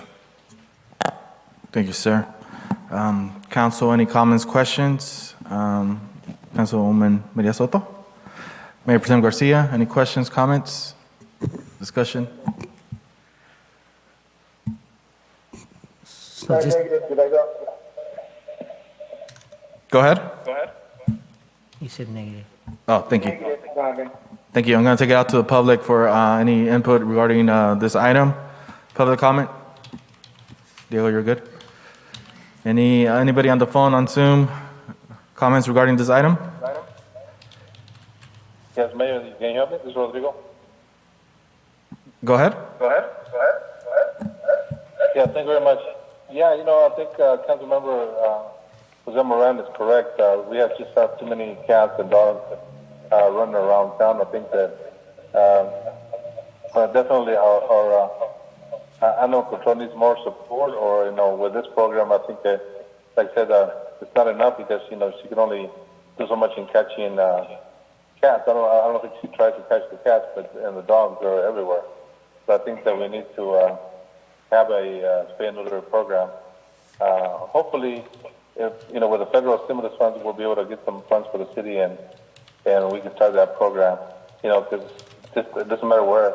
But as soon as I step out of my house, 2-3 cats run around my house, and they're not even mine. I don't know if they're my neighbors, but they seem to like skipping around my backyard or in the front or the side of the house. But I'm pretty sure, everybody has the same problem around town. So I think that Jose Moran is right. He's been doing a good job with doing as much as he can, but he can't do it so much by himself. So I think that with a good program, we'll be able to manage it better in town, at least for a little bit more. Thank you. Thank you. Any further comment? Public comment from via Zoom or phone? I don't see any. I'll bring it back to council for further discussion or direction, questions. In regards to myself, so what are you, so obviously I know you mentioned what your vision is for this program. You want staff to look into such program and the cost and analysis and all that. Is that what you're asking for? I think thank you, Mr. Mayor. I think there are a couple items that we can kind of move forward. One of them is direction for staff to look into in considering somewhere between $3,000 to $5,000 for this project, which is can be a long-term project, and to look into what other programs around the community, in other communities look like. I know Gastin has a similar program. I know Atwater has a similar program. I know that actually the entire county of Stanislaus County has a program which they're sponsoring. I mean, they cover it all. So there's plenty of areas where we can get information on how they work, on who will be able to volunteer, and also to look into some of the clinics that are already working with those programs for low cost. There's some that I know of in Merced, in Charlock. So there's plenty of information, but the idea will be to have staff and come back with a proposal. And I think a good amount will be, to consider, and that'll be up to staff. But I think a good amount between $3,000 to $5,000. Thank you. You said 3 to 4 million? Just for point of clarification, that would be for fiscal year 2021, 2022 on allocation? Okay, well, that has to be, probably up to, for you guys to make a recommendation, because... Well, it wouldn't be for this remaining fiscal year, it would be for the next one. So I would say, obviously, based on staff recommendation, obviously the budget has been already allocated funds to wherever it needs to go. Obviously, if there's additional monies, maybe earlier than that, but we could definitely input it into our coming fiscal year. Based on Starts staff July recommendation. 1st. Yeah. In regards to me, obviously, it's obvious that there's an issue with what's going on, and we get a lot of comments and reaching out from the public in regards to problems associated with this item, and I'm supportive of what we need to do and look into what we could improve and This year and next year. yeah, absolutely. This year and that year. What was that? Yeah, so I just want to make sure the staff has, so if we have any funds, that we can reprogram for this year, you're wanting anywhere between 3,000 and 5,000, and then fiscal year 2021, 22, you're also looking for 3,000 to 5,000. Just want to make sure that I got it clear. Well, I think first you would need to research on these programs and figure out how much it will cost and how soon do we get them on board. And, I don't know if, we probably need to get all those details before we make a specific, allocation or whatever. So the fiscal year is we're in March now, be over in June? So, that's stuff just to consider and see what do we need to initiate the program and what do we need, how much money do we need to sustain the program, if there's any grants available or any funding out there. I know, obviously, Mr. Councilmember Jose Moran has mentioned about some programs, some, grants or funding from state or local government. So I would say a thorough analysis regarding what opportunities we have out there to start such a program and sustain it.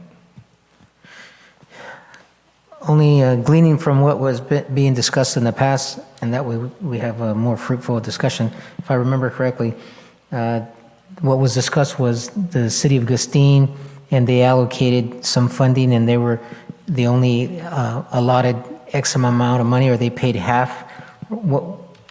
If you can elaborate a little bit more on that. Yes, well, there are a couple different programs. For instance, there's Program A where a certain community pays 100%.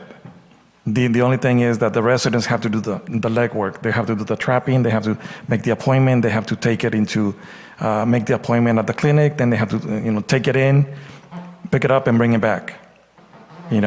But before that, the city will negotiate a low-cost fee with the clinic, which they already have. And that's plan. That's one of the plans. There's another plan where the city was financing, 80% of it, and then the residents would take in their pets, and then they'll pay like $10, $15, kind of like an investment on their part. But then that will restrict, those families that have 5 or 6 cats or dogs that cannot afford $150. Yeah. So then it would defeat the purpose, because then those cats and dogs will still be out there loose and reproducing, and 2 cats can reproduce 320,000 times and produce 320,000 kittens within 7 years. So then, we're back to, it would help, but I think a fully funded program, but where the citizens have to invest us in the legwork and catching, trapping, and releasing, and appointments and stuff like that. So yeah, that goes back to my original comments that just a thorough assessment of what's needed to start the program and sustain it, and what programs are out there, comparisons, what funding opportunities are out there. So, to better have a opportunity to make a decision. But I think it's a great, great opportunity for us to address some of those needs, and totally supportive of it. So was that good? You think you have enough direction? Yeah. Yeah, this is enough direction. Thank you, Council. All right, moving to item number 12, discussion and direction on the possible donation of water dispensaries, multiple units. This item is brought forth by Councilwoman Maria Soto. Yes, thank you. So hearing tonight, Mrs. Okui and Mrs. Alvarez, they spoke on our water issues, and I know that's it's a long, drawn-out issue that we continue to have in Livingston. and our surrounding communities, but Livingston, we're hit hard because of our community that we reside in with the agriculture. Also hearing that we are growing, we are bringing in new homes, new housing, more residents, and that does impact our water situation. So with that in mind, we do need to address our drinking water. And what I have seen in the past and what I've known is that I've been in conversation with Mr. Alex McCabe.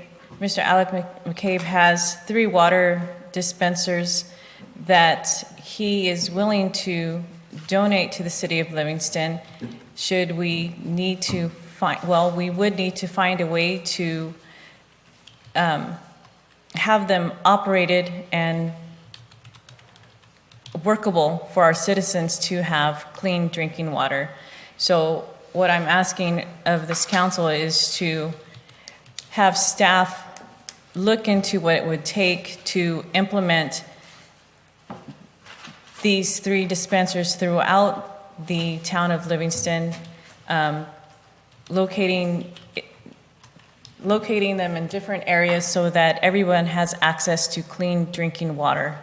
And again, these would be, they were in operation, at least one of them were in operation downtown Livingston for our citizens to have available to them. I'd like to see that all 3 were in operation so that our citizens have that access. And again, it's a human right. Our citizens are paying for water, yet we have all these problems with it, the sediment that is now in our water because of the wells that were being drained because of it being funneled out through other areas. So again, hearing the complaints over and over again, we need to address it, and I'm looking at this as I don't want to say an easy fix. There are things that need to be done in order for this to happen, but it's available to us, and I just want to be able to find a way to get that access and distribute it out to our citizens. Thank you. Council, any comments, questions? Councilmember Jose Moran? Well, yes, I think more than anything, there are questions, and probably Trevor can jump in here, and I'm not sure if he will need to jump in. But a couple of questions. For instance, so this water dispensers will be donated to the city, and the city would have to find locations to place them at throughout the city.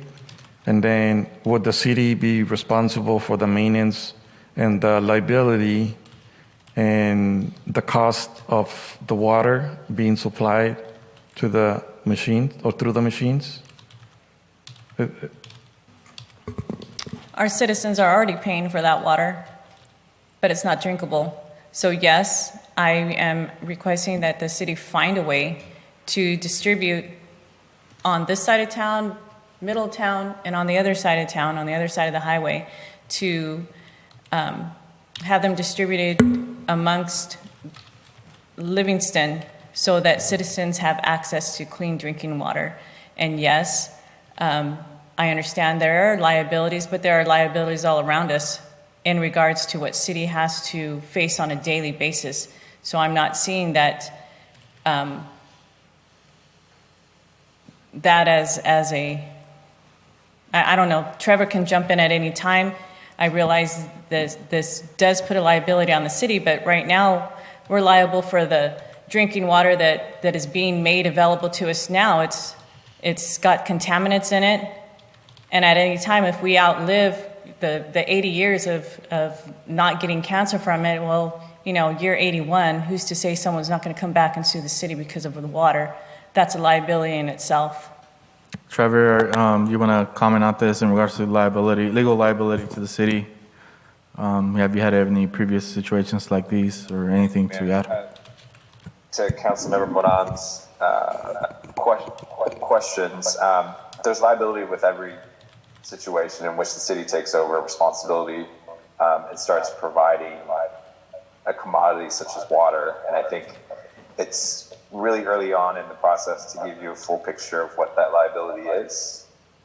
And so, I think Councilwoman Soto's request is for staff to look into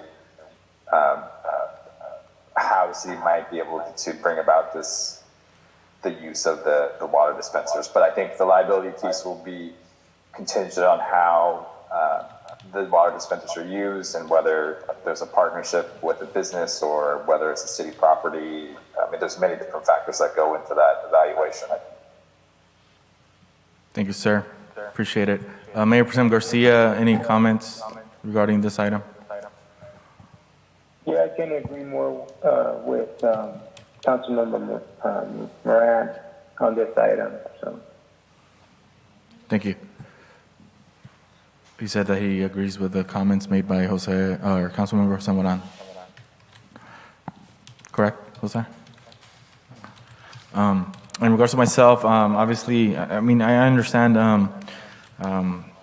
where Councilman Alex McCabe is coming from. I know good intentions regarding this. Obviously, yourself bringing this to council for discussion and direction.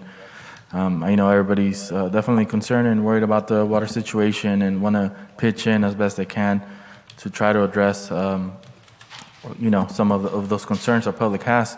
Obviously, we do have, it's like Trevor mentions early on the process, there's a lot of questions to be answered, in regards to liability, logistics, where's it going to be placed, we need permission from the facility where we're going to put it, or who's going to pay the utility bill, damage, all that good stuff. There's a lot of questions in regards to that. So, to me, it's important to at least explore it, give an opportunity to at least explore what could be done in that place. We always want to encourage everybody that has good intentions for a city, like our former council member, an opportunity to try to contribute to the problem and bring some solution to the issue. So for me, I would support staff looking further into this item and possible options and work with legal in regards to liability, and then we could go from there.